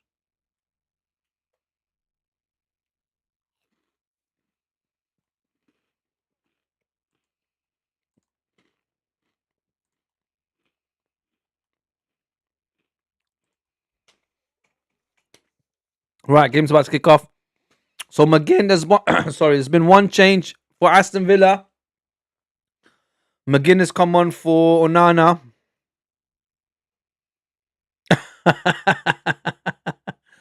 Tablet says I filled a liter bottle full of Monster. Mate, the amount of time am I mentally ill? No, I didn't say mentally ill, but it's not good. But for the amount of time you've mentioned that company, I should get money for that now, man. I'm advertising that drink now. Call up the company, tell them to send me a check, dude. But I wouldn't drink a liter of it. That's not good. I wouldn't call you mentally ill, but that's not good, dude. I would not recommend that at all. I mean, it's dangerous. You might go into some sort of shock or fit or whatever. The amount of taurine and caffeine and all that stuff is in there. Right, game's kicked off. Oh snap! What am I doing? You distracted me, tablet man. Right, here we go. I should just wait for a minute. Here we go. Right, here comes Gyökeres. Trying to hold up the ball. Plays it back to Saka. Saka back to Gyökeres. Gyökeres in the box now. Plays it to Jurriën Timber, who tried to cross it. Couldn't. It's a corner for the Arsenal, surely. Great piece of play from the Arsenal. Don't drink all of it, tablet. Don't do yourself dirty like that. Or you're going to be up the whole night just constantly going to the toilet. Arsenal have had 10 goals from set pieces. 1 more than Spurs. 2 more than Chelsea. So, let me wait to hear from these fans who calls us a set piece FC again and see what I do to them. Right. Someone is sitting on my seat in the stadium. Saka now. Saka on the corner. He's going to go to the back post. This is 1-0 Arsenal. 1-0 Arsenal! Oh! Gabby! As soon as he's come back, what did I say? As soon as he came back, big Gabriel Magalhaes from the set piece. 1-0 to the Arsenal. 1-0 to the Arsenal. 1-0 to the Arsenal. 1-0. Oh, what did you try to do? Yes! They better not be checking it. Big Gabby Magalhaes, 1-0. Come on! That's what I'm talking about. Chat to me. Lot of mercy. Hold that. Big Gabby as soon as he's come back. I can't believe it. Take a bow, lad. Take a bow. Oh my God. Tablet said you sound like an Afghan commentator. Because I got an issue with my voice. I think I'm coming down with something because my voice, my throat is very, what's the word? Spotched. Great corner again from Saka. On a sixpence like Declan Rice. Are they still talking about the goal? They still what? They're going to VAR it. What did he do? If they rule this goal off. Yes!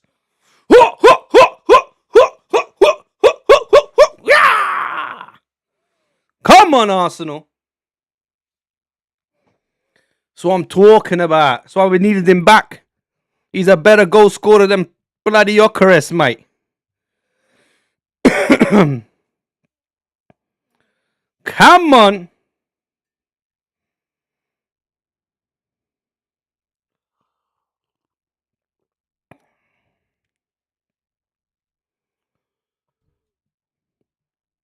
Right, Aston Villa's going to have to go for it now, meaning they're going to leave gaps in the back.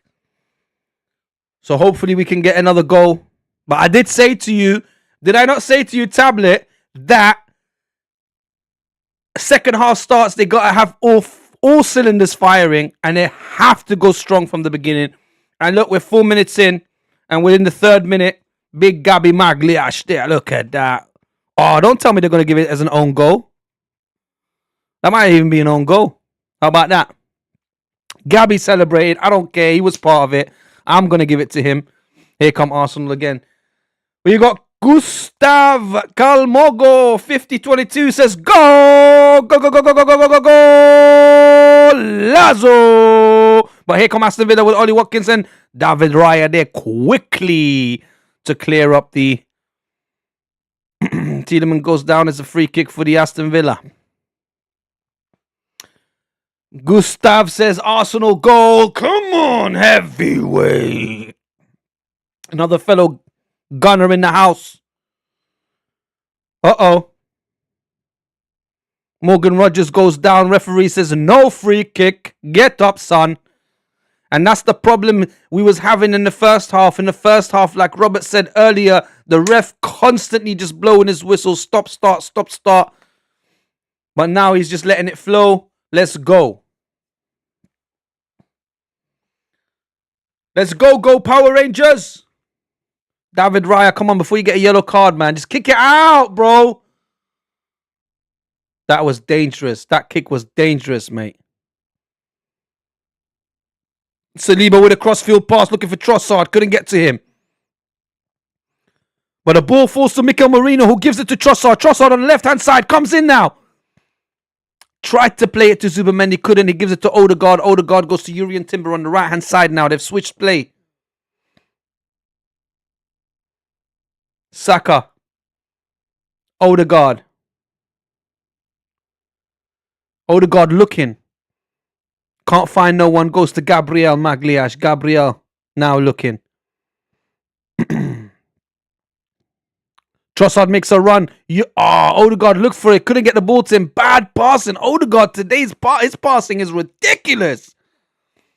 Odegaard needs to come off at some point. Put on Eze or someone.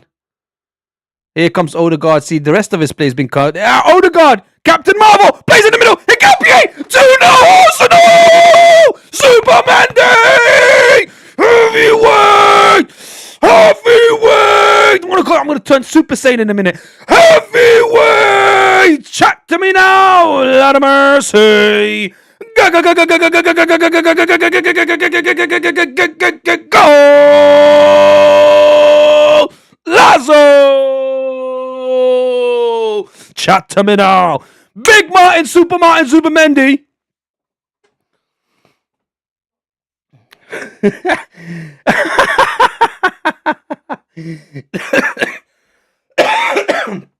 Tablet, did you type that before the goal came or did you type that quickly after the goal came?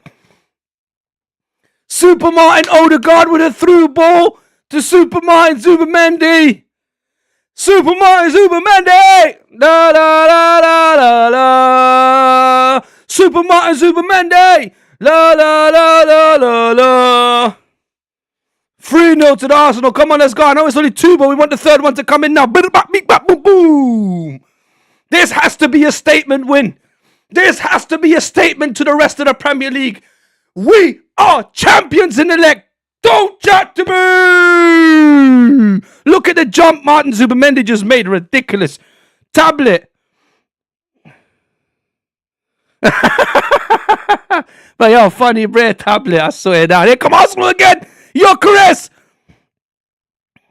No penalty. Ref told him get up. And it's a goal kick for Aston Villa. Well played, guys. Well played. Oh my God. Who just said that to me for real? Jeez. Was that you? Tablet's like update the scoreboard, man. Bro, I have a big problem. I need an admin person or something. I need a moderator, someone to do that for me.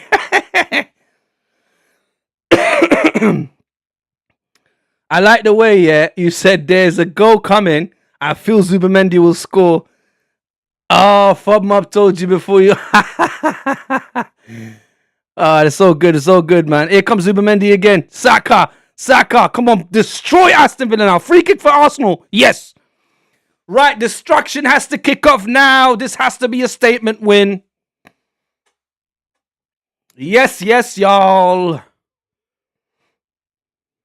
Mikel Arteta's magic. He wears the magic hat. And when he saw the Arsenal, he said, I'll marry that.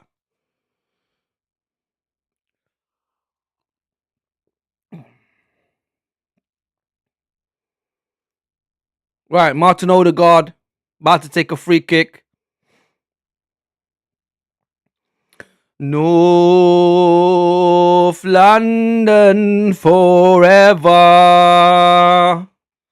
Whatever the weather, these streets are our own, and my heart will leave you never.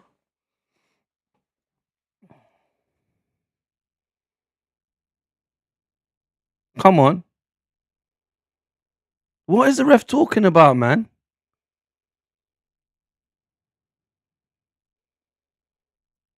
My heart will for. Here comes a free kick. Gabriel again. Ooh, and the ball comes out. My heart will forever.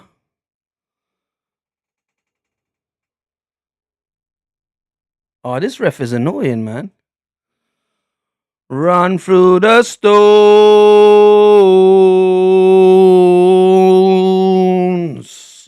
Right, Aston Villa about to make a change. Marlon's going to come on for Ollie Watkins, surely. Marlon is dangerous. He caused us to lose that game last time when he came on. Well, he was part of it. Here comes Morgan Rogers. We kept him very silent, which I like.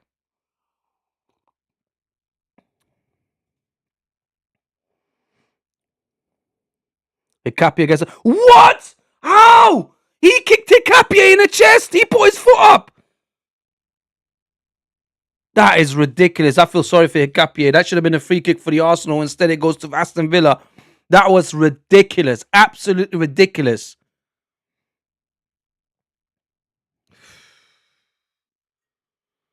$187KA says, who scored? Well, we've had two scorers. Gabriel Magliash. And the second goal was from Martin Zubimendi. Shiver me timbers. Hope he will score today. Tablet, stop it, bro. You're a joker. Yeah, Zubimendi scored the second one. That's it. The first one was... well, I don't know, because it looked like Gabby scored. I celebrated it with Gabby, but... they may even give it as an own goal to Martinez. We've had a lot of own goals. Own goal is a hell of a player for Arsenal. I think OG is the top scorer for Arsenal right now.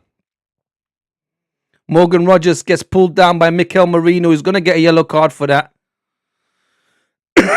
Took one for the team. It's a free kick for Aston Villa. But he had to do that. He had to take one for the team. Just rugby tackled Morgan Rogers down. Told him all that. It ain't gone nowhere.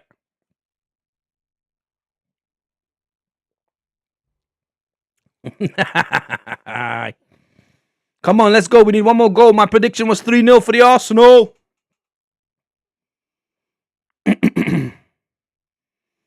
This is a very important game, guys, for many reasons. Many reasons, not just points, even morale, even as a statement, even of putting that little bit of, oh, Morgan Rogers with a shot, but it gets blocked by Gyökeres.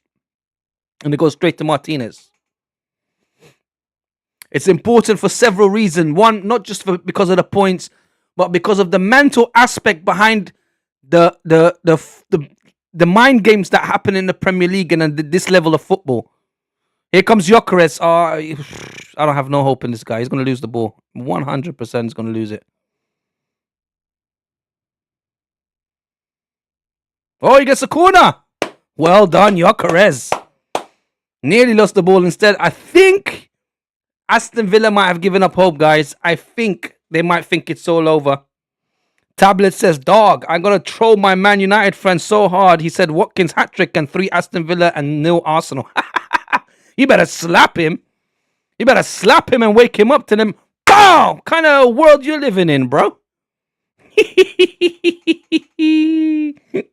Right, Arsenal corner. Declan Rice.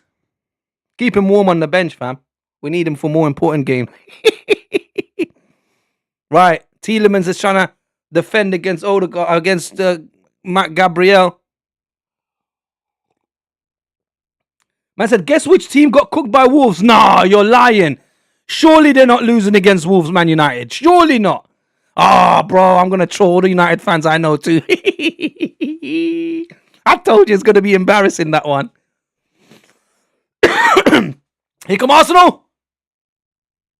I thought it was going to be 3-0, guys. Honestly. Bro, are you joking? Are you being for real? Let me see the scores quickly.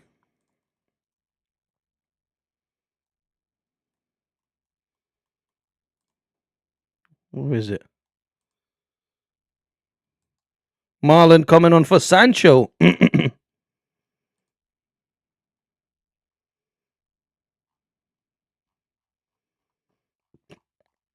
Pardon me. What you mean?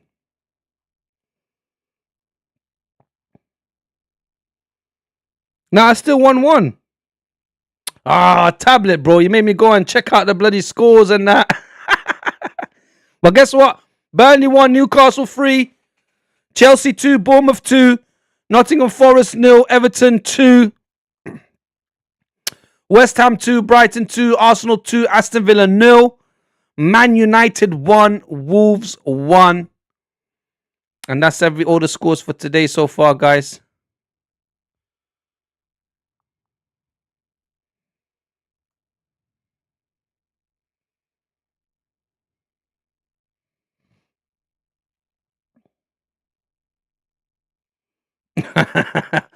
Tablet said it's 1-1 against Wolves, which is the same as losing to an under 12s or something like that.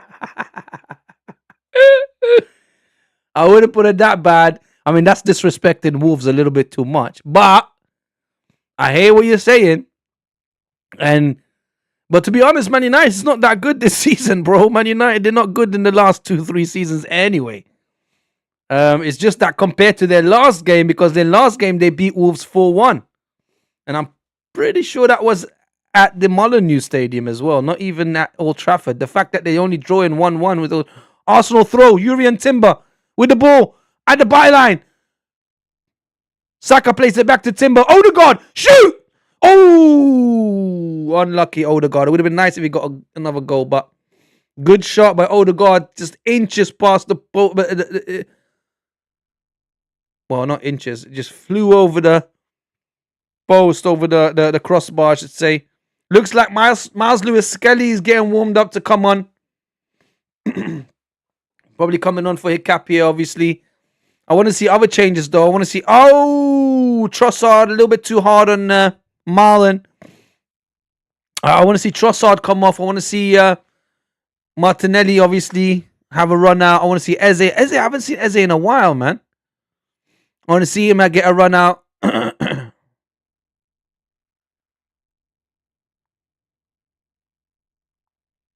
Wait, what?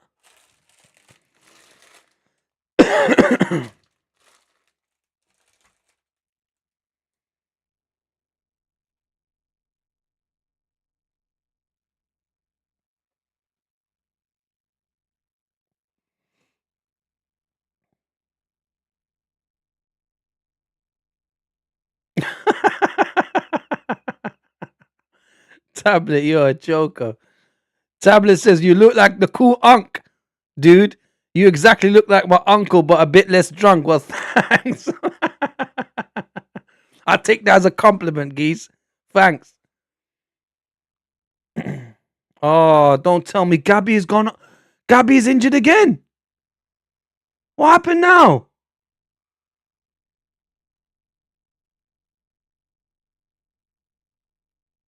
Oh, he's up. I thought so. I was going to say, that's not too hard. Head injury, though. They have to check it out. Looks like Norgard might be getting ready as well. Nah, I think that's one too many changes, Norgard. No. Why is Gabriel Jesus and Martinelli still on the bench? And why does Jesus have a knee strap on his knees? 1 year, Mosquera not looking too happy. It'll be good to see Kai Havertz at some point as well. My God. 187KA said getting called Uncle Speak is peak, but what can I do, bro? It is what it is. Obviously, I don't know how old everyone how old everyone is, but maybe I'm an uncle to them, bro. You never know. But I'll take that. I'll take the cool Unc. It's all good. But it is peak being called Unc, though. But, you know, it's so good. It's so good. It's so love in the hood. Right, here come Arsenal again. Oh, God. Oh, just past the post. Unlucky. My God. Man, like, oh, the go.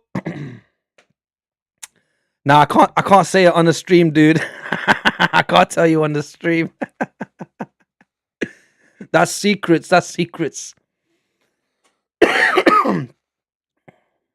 But I'm not that old, dude. Trossard on the corner now.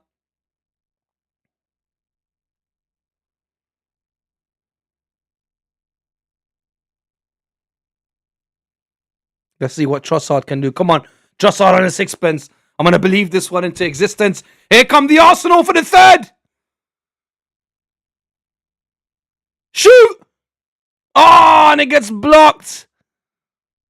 Unlucky. And Arsenal has to chase back. Odegaard now plays it all the way to David Raya. Unlucky. And David Raya plays it to Saka. Saka to Marino. Back to Martinez. And we got to start again. Martinez now. Hey, Zubimendi with a header. Trossard loses the ball though. But Martin Zubimendi tries to get it back. But Garcia gets it for Aston Villa. And now Tielemans. Tablet said you nearly made me shit my pants. Why? But you're drinking too much Monster, dude. That's what's making you shit in your pants. I'm not gonna lie. Tablet, is good having you around though. You're a funny guy, honestly. Right. Odegaard now. Odegaard with the run, bombing forward. Saka on the right. Gyökeres in front of him. He doesn't play him. He plays Hikapié. Hikapié slips in the box and loses control. Oh my God. He must feel embarrassed right now. That was super embarrassing from Piero Hikapié. How did he slip like that? He slipped over his foot. He knows it. Oh, that could have been his first goal for the Arsenal. Oh, I feel this. I'm getting like. Oh. I'm getting like secondhand cringe, like secondhand embarrassment for him, bro. That was not good. Here comes Trossard, though. Mikel Merino in the box. Go on, Piero. On the overlap. That's it. Get the ball back. That's it, Hikapié. Now do something again. Now get inside. Try and get your goal. Trossard now. He's trying to shoot. They're not letting him shoot. Bochard is with him all the way. William Saliba plays it to Saka. Seksuka. Here comes Trossard again. Trossard with a ball to... Oh, penalty, surely. Referee says no. How? Arsenal carry on. Arsenal carry on. Odegaard. Pierre Hikapié, come on with the cross. Odegaard. Crosses it. Saka tries to header it. He can't. Gyökeres can't get the ball. Timber gets it back. Trossard shoots. 3-0 to the Arsenal. Come on.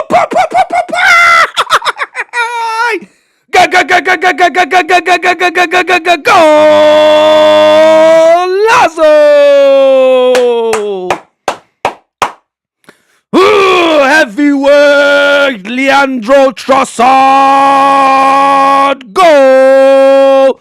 I did tell you we're gonna slap it on them. Uh-oh. What's going on? They ruled it off. They ruled it off.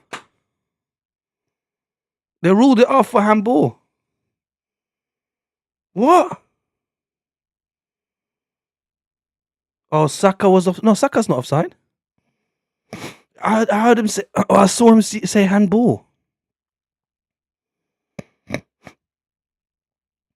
What happened? I don't see anything that happened. Checking offside. Who was offside? Saka's not offside. Oh, if Saka's offside by a toe. By a toenail, he'll be offside. No way if he's offside. My God, my prediction goes through the... I predicted 3-0.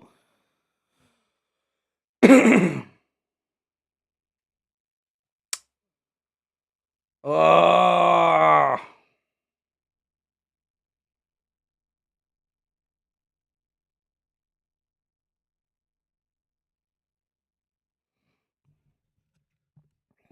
Hold on, tablet. I'm reading your text, but give me a second. I just want to see. This is no way offside. I'm not hearing it.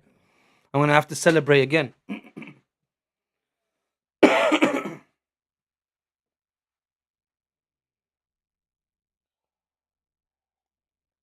I predicted Arsenal to win 3-0 today, and they're trying to take my prediction away from me. Leandro Trossard scored a fair goal. No one was offside. No way Saka was offside. I'm not hearing it.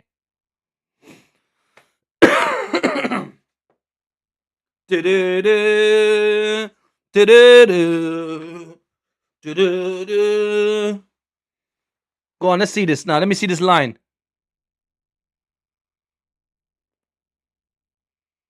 Oh, what? Who was offside? Pierre Capier is not offside. Oh, this is so long, man. That means there's going to be so many minutes. It's a goal. 100% is a goal. I'm not hearing it. 100% it's a goal. I'm sorry. It can never be offside.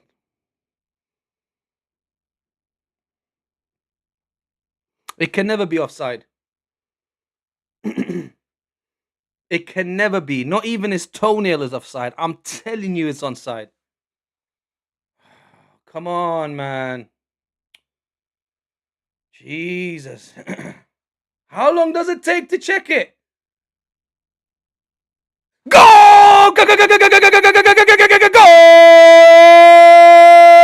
Lasso! Heavyweight! Chat to me now! Lot of mercy.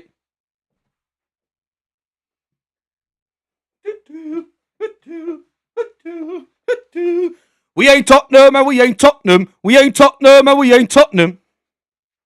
Just wanted to say that. Had to come out. Sorry, guys. Let me get back to... Let me get back to everyone's text.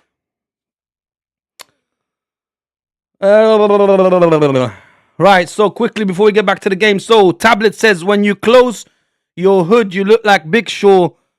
No disrespect, my uncle. Bro, don't worry. There's no disrespect. Call me uncle. Call me whatever, bro. It's all good, man. It's all love from me, bro. Don't worry. Don't stress.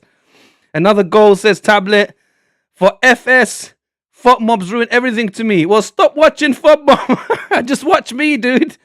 React with me. 187KA said they're checking something. 187KA said, do they still use semi-auto offside? Right, Christian Norgaards, come on for Mikel Merino for the Arsenal. Tablet says, update there. Oh, yes.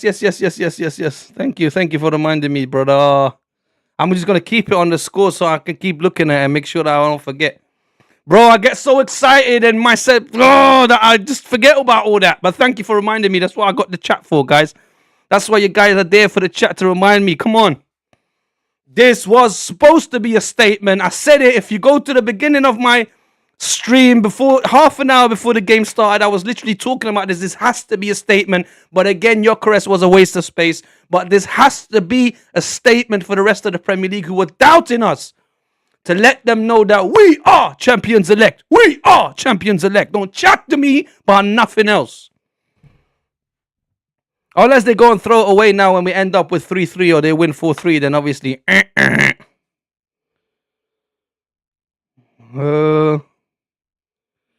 Tablet says it's effing 3-0. Can't believe it. It's 3-0, man. I can't comprehend this. What do you mean? We're the greatest team in the league. We're top of the Premier League. We're top of the Champions League. That loss we took at Villa Park, they didn't even deserve it.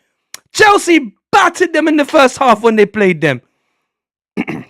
Their running streak had to end somewhere. Tablet, I'm telling you, they were punching above their weight, Aston Villa, and now it's gonna all come crashing down, and people are gonna realize, oh no, they were just going through a little lucky spell.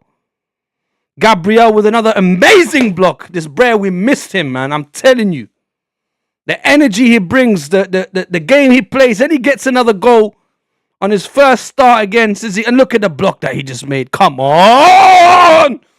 Gabriel Magalhaes!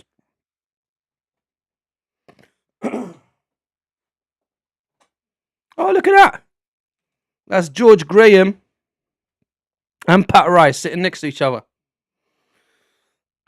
Some old school legends. Well, I can't believe this Bear still got Gyökeres on the pitch. Honestly. Make Arteta, stop embarrassing yourself. Right, we're on 75 minutes, everyone.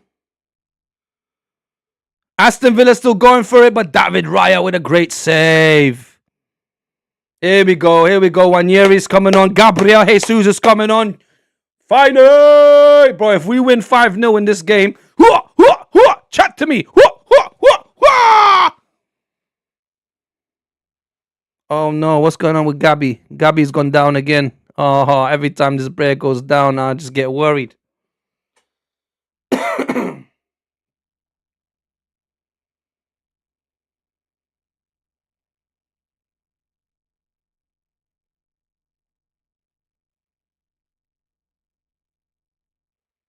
Every time this kid goes down, man, I get worried, man. Gabby, man, are you alright, bro? Bro, just go off, bruv. Just go off.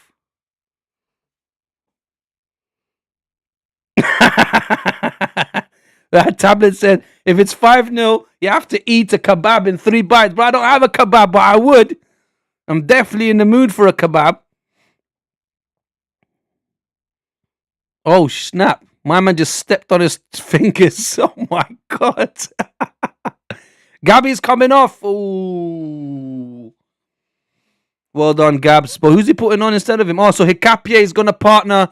Saliba, and Miles Lewis-Skelly obviously is going to slot into the left-back position in his normal position. So Hikapié and Saliba, Gyökeres. Yes, man. Take him off, man. Bro, you should be embarrassed of yourself, Victor Gyökeres. I used to call you Victor Gyökeres. I have taken away that name from you. You don't deserve it, man. You don't do nothing to make sure Arsenal is victorious. Get out of town, Charlie Brown. Bro, tablet, send me the kebab, bro. I'm ready for that kebab if we win 5-0.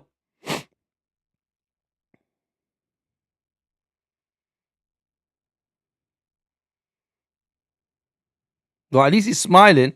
I'm not sure what he's smiling about. And when is Martinelli coming on as well? Miles Lewis-Skelly instantly under pressure. Arsenal instantly under pressure. Oh, Odegaard, great play from him. Oh, Zubimendi, great play from Martin Zubimendi, who's coming forward now. Trossard with him.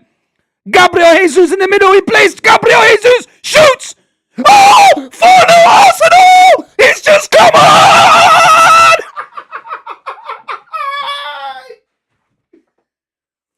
Gabriel Jesus.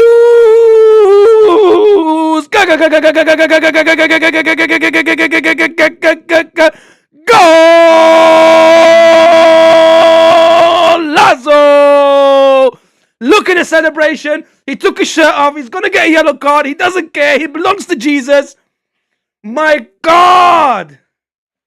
His first goal since coming back is unbelievable. Gabriel Jesus. But what a play. Originally, Martin Odegaard played it to Martin Zubimendi, who saw Trossard running.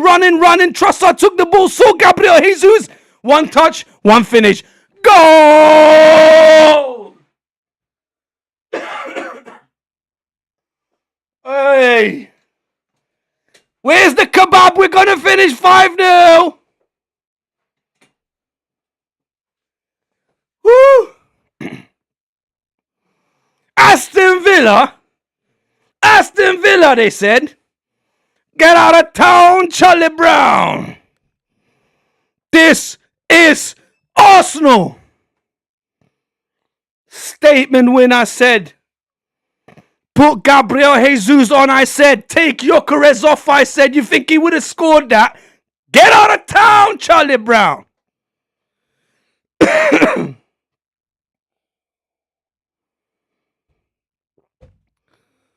Woo! Sorry, guys.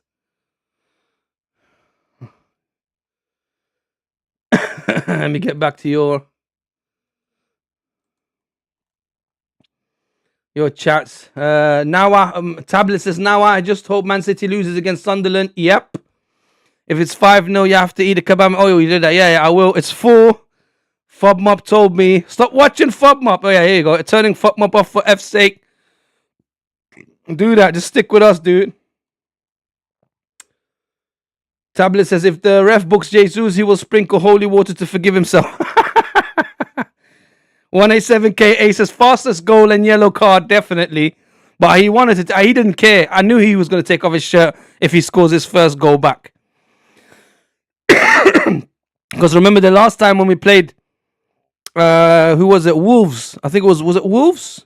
And we got that last minute winner, and we thought Gabriel Jesus again crosses it in. Saka. Oh, Saka unlucky. Here comes Timber. Unlucky, guys. Unlucky. Well played. Arsenal playing much better now. Really dominating. Tablet says even Aston Hall can play better. Aye. Oh, here we go. What's happened now? Saliba's gone down. Is that Saliba that's gone down? Sorry, guys. Let me get back to the game. It's 10 minutes left. Let me have a look now. I want to get that 5. I want to get that 5th one in. Zubamendi. Ooh, Zubamendi. Zubamendi just went down. And Miles Lewis-Skelly went down. What's going on? These Villa players turn into rugby players. Turn into wrestlers. Bojarda's tired. He's like, oh my God, what are we doing? What do we just come up against? They're making hella changes, Aston Villa. Unai Emery, get out of here. Tielemans coming off. Morgan Rogers, everyone, they're like 4-0, forget it, bro. Just put the kids on. I don't even want to embarrass these men any further. Just put on whatever 18-year-old we have, whatever 19-year-old we have, put them on. Let them get a run out. They're done for, bro. Stick the fork in Aston Villa. They're done.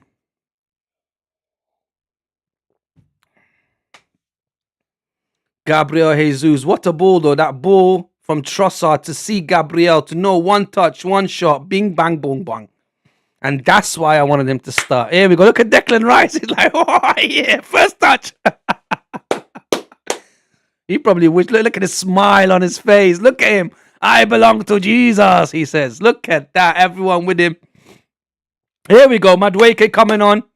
Who else is coming on? Someone else coming on for Timber. Ben White coming on. Everyone's stretching their legs now. Well done, Saka. Good game. Madueke can get... Listen, I'm telling you guys, Madueke can get a goal in this.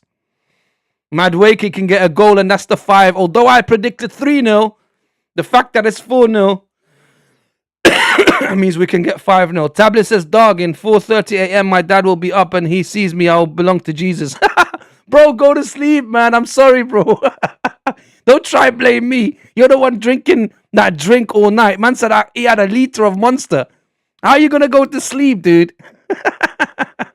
But yeah, I don't want you to get in trouble. Go to bed. Go sleep. Don't let your dad... I don't want... It's 3:40 a.m. Bro, don't get beats from your dad, bro. I used to get beats from my mom and dad when I used to stay up at night. Don't you do the same, bro. Go to sleep. Get yourself some sleep.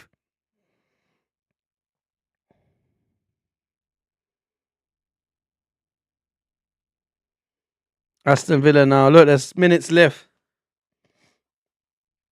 And so technically I had 700 mil.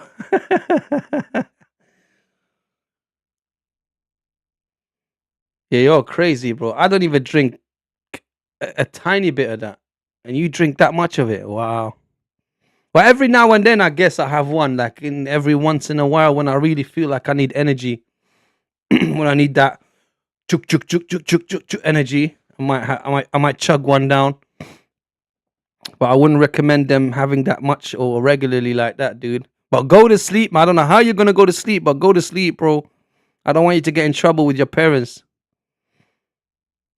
I want you to come back on the next games when we come, bro. Off ice? What do you mean? With ice? You mean? Odegaard now. Oh yeah, tablet. Did I not tell you this is the lucky jumper? Did I not say to you when I put the lucky jumper on, we win?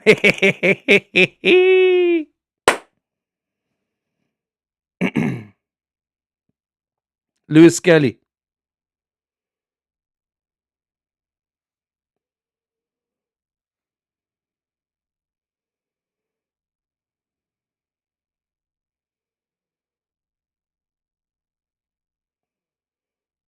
Arsenal not slowing down. Here comes Jesus. Ooh, was looking for Madueke. Unlucky. It's a throw in for the Arsenal.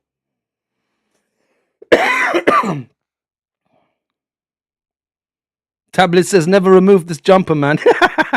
Wear it to the City game and hope they lose. Might do that. Because I do a hate along. Or a rival along, whatever.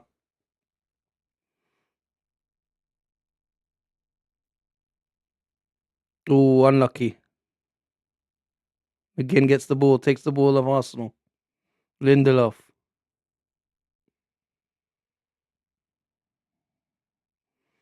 This is a game that's haunted us the last 2-3 seasons. Aston Villa would rock up to the Arsenal Stadium and either beat us or get a draw. Last season they got a draw here and beat us at their stadium. So Aston Villa has been a bogey team or a banana skin for us in the last 2-3 seasons.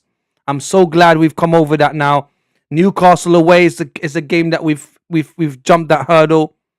Who else? Brighton at home and away. West Ham home and away. A few of these teams that we used to drop points to regularly, we've overcome that. I'm so sorry, guys. I've got a bad chest infection and a sore throat. We've come over these hurdles now. We're doing much better in these games, thank God. We're able to beat them. We get the points off of them, and we keep moving. Don't even look behind us. They're gonna be 6 points behind us now, Aston Villa. Hopefully, Man City lose tomorrow as well. They end up being 5 points behind us, and then we can start focusing. You know what it is? It's all that talk from because everyone else, all the other clubs in the world and their supporters so badly want to see Arsenal bottle it again that their hopes and their prayers on Arsenal just throwing it away again. And obviously, our anxiety is that the ghost of Christmas past will always come back to haunt us. But again, today, we've proven that we have strength in depth and that we can cope with the pressure. We can cope with all the talk and all the pressure being mounted on us by the media and everyone else. And not only did we beat them convincingly, we put the smackdown on them. We slapped it on them. So, yeah. Man said that bold PRICK has given me PTSD. What bold guy, bro? Which one? Oh, you're talking about Pep Guardiola. I don't know who you're talking about. My college lads showed me bottles for a solid month last year. It's time for the treble, hopefully. Well, bro, I'm not even thinking about a treble right now. I'm just thinking, give me the first major trophy in 21 years, man. I want the Premier League first, the bread and butter, then go and show us what you can do in the Champions League. If we can get one of the two is good, but if we get two, by the way, don't forget we're in the quarterfinal against Chelsea of the Carabao Cup. I genuinely believe that will be the first piece of silverware we're going to win this season. If we beat Chelsea in the semi-final of the Carabao Cup, we go to the final. I'm pretty sure we can beat anybody this season, especially in a knockout competition. So I think Carabao Cup might be the first piece of silverware that we're going to win. Then the Premier League, that will be the main one, hopefully. So if we get Carabao Cup, Premier League, that'll be good. But then if we can top that with FA Cup and Champions League, and instead of doing a treble, do the quadruple, brother, then yeah, man. I think my head will probably explode and I'll fly to the moon or something. I'll turn super sane. We are the best in the Champions League so far. Don't forget, Liverpool last season were in the same position as we were. And then literally the next round, they got knocked out by PSG, who then went on to win it, even though we beat PSG earlier in the season. So a lot of things can still happen. I don't really care. In the Champions League, it doesn't really matter what position you finish in the top 8. As long as you're in the top 8, so 1, 2, 3, 4, 5, 6, 7, 8, I don't care whether it's 8th or 7th or 6th, because it's all the same. It's just you automatically qualify. It has no meaning. You don't get a trophy for being first during the kind of like league stage or group stage or whatever they want to call it. It's what happens next. It's what's really pivotal. So although we've beaten Bayern Munich this season 3-1, we can meet them again later on, and then they end up beating us over 2 legs, for example. So anything can happen. But yeah, 187KA, some mad dreams you got. Well, listen, you got a dream, dude. You got to believe it into existence. You got a dream for it, then believe it, then make it happen. Where would we be without our dreams, bro? Come on now. Right, we're in the 90th minute. It's 8 minutes of added time. Can Arsenal get the 5th one? Or are we just going to win 4-0? Like I said, 187KA said some mad dreams you got. And then Tablet says, if we get a quadruple, I will turn into a divine being. That's what I said. I'll turn to Super Saiyan, bro. Nah, I don't know what I'll do. If we get a quadruple, obviously, look, like 187KA says, that's a dream for us to get all 4. Let's just get the Premier League mainly. But yeah, I mean, look, it's good to dream. It's good to have it's good to be ambitious and have those ambitions.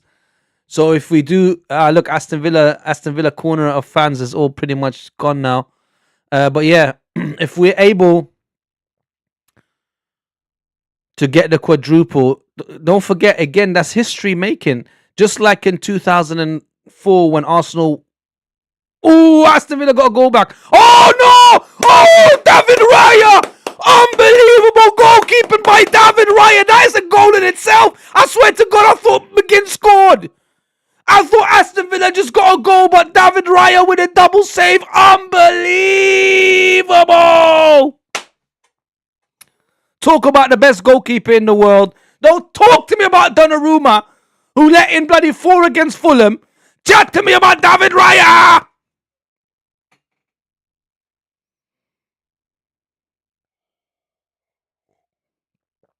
My God, did you not see that save?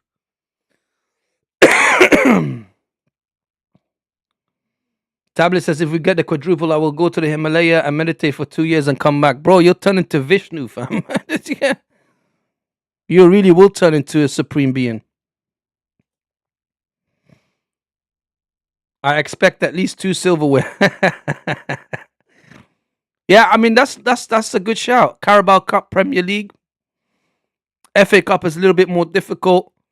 Champions League is the most difficult, obviously. Well, actually saying that, probably Premier League is the most difficult, but I don't know. One of them.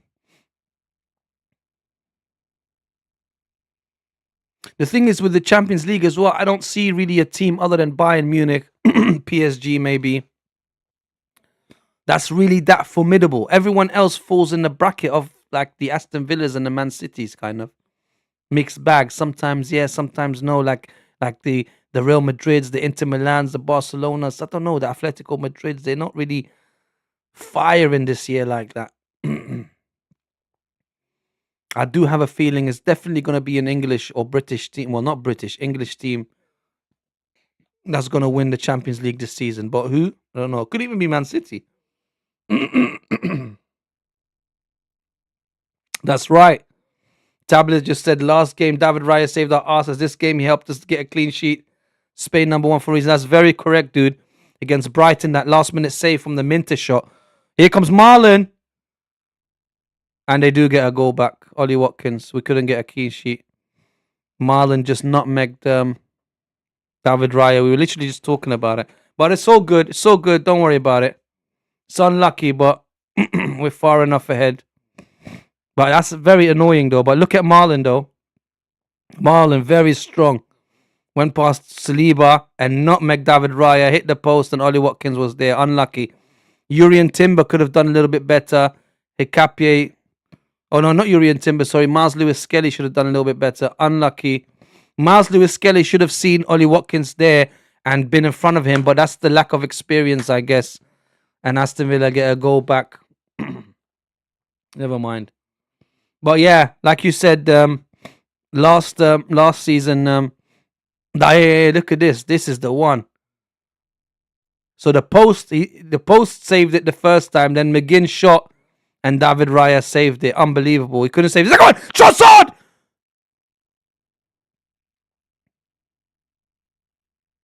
Handball. Arsenal still going. Come on, get the fifth one. Slap it on them. Oh, the God! Shot. Ooh, Martinez had to save it. But why did Gabriel Jesus put his hand up for handball? And they never checked it. Listen, man, I'll take 4-1 all day. I had a 3-0 prediction, so I'm pretty much still right. We're 3 goals ahead. Well, it's a bit annoying, though. Definitely a bit annoying. I knew with the 8 minutes that something will change, but I thought maybe we'll get the 5th goal. Instead, nope.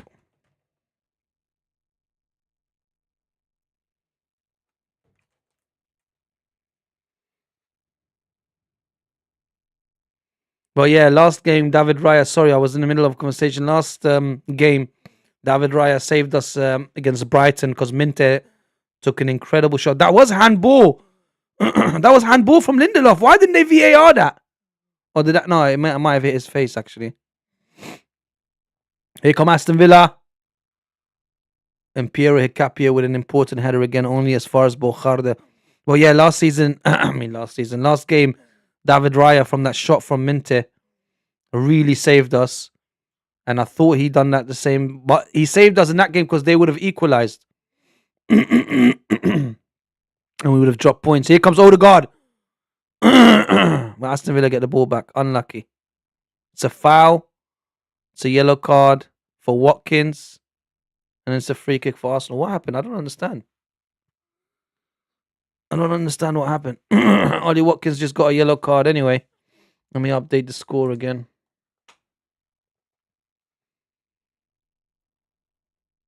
See, they only managed to score when Gabriel Magliash went off. How about that? When he was on the pitch, yes, player of the match, 100%. 100, bro. If he doesn't get like a 10 out of 10, he'll get like a 9.5, man. I'm telling you. I mean, 4-1 gives us the same points as 4-0. Yes, it does. Why does every team get a world-class consolation goal?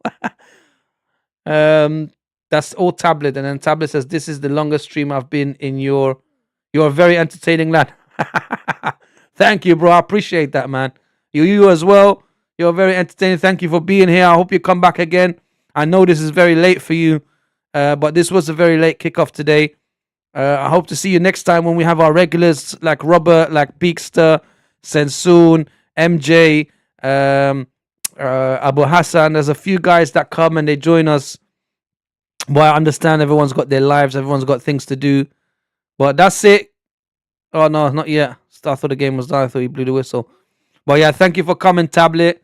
I hope you'll be here next time, bro. You're very funny, entertaining. So is everyone else. Robert's always there, keeping me entertained as well. Peekster as well. Sensu and everyone.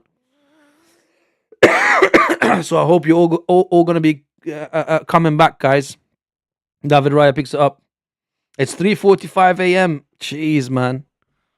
Well, listen, bro. As soon as this finishes, go to sleep.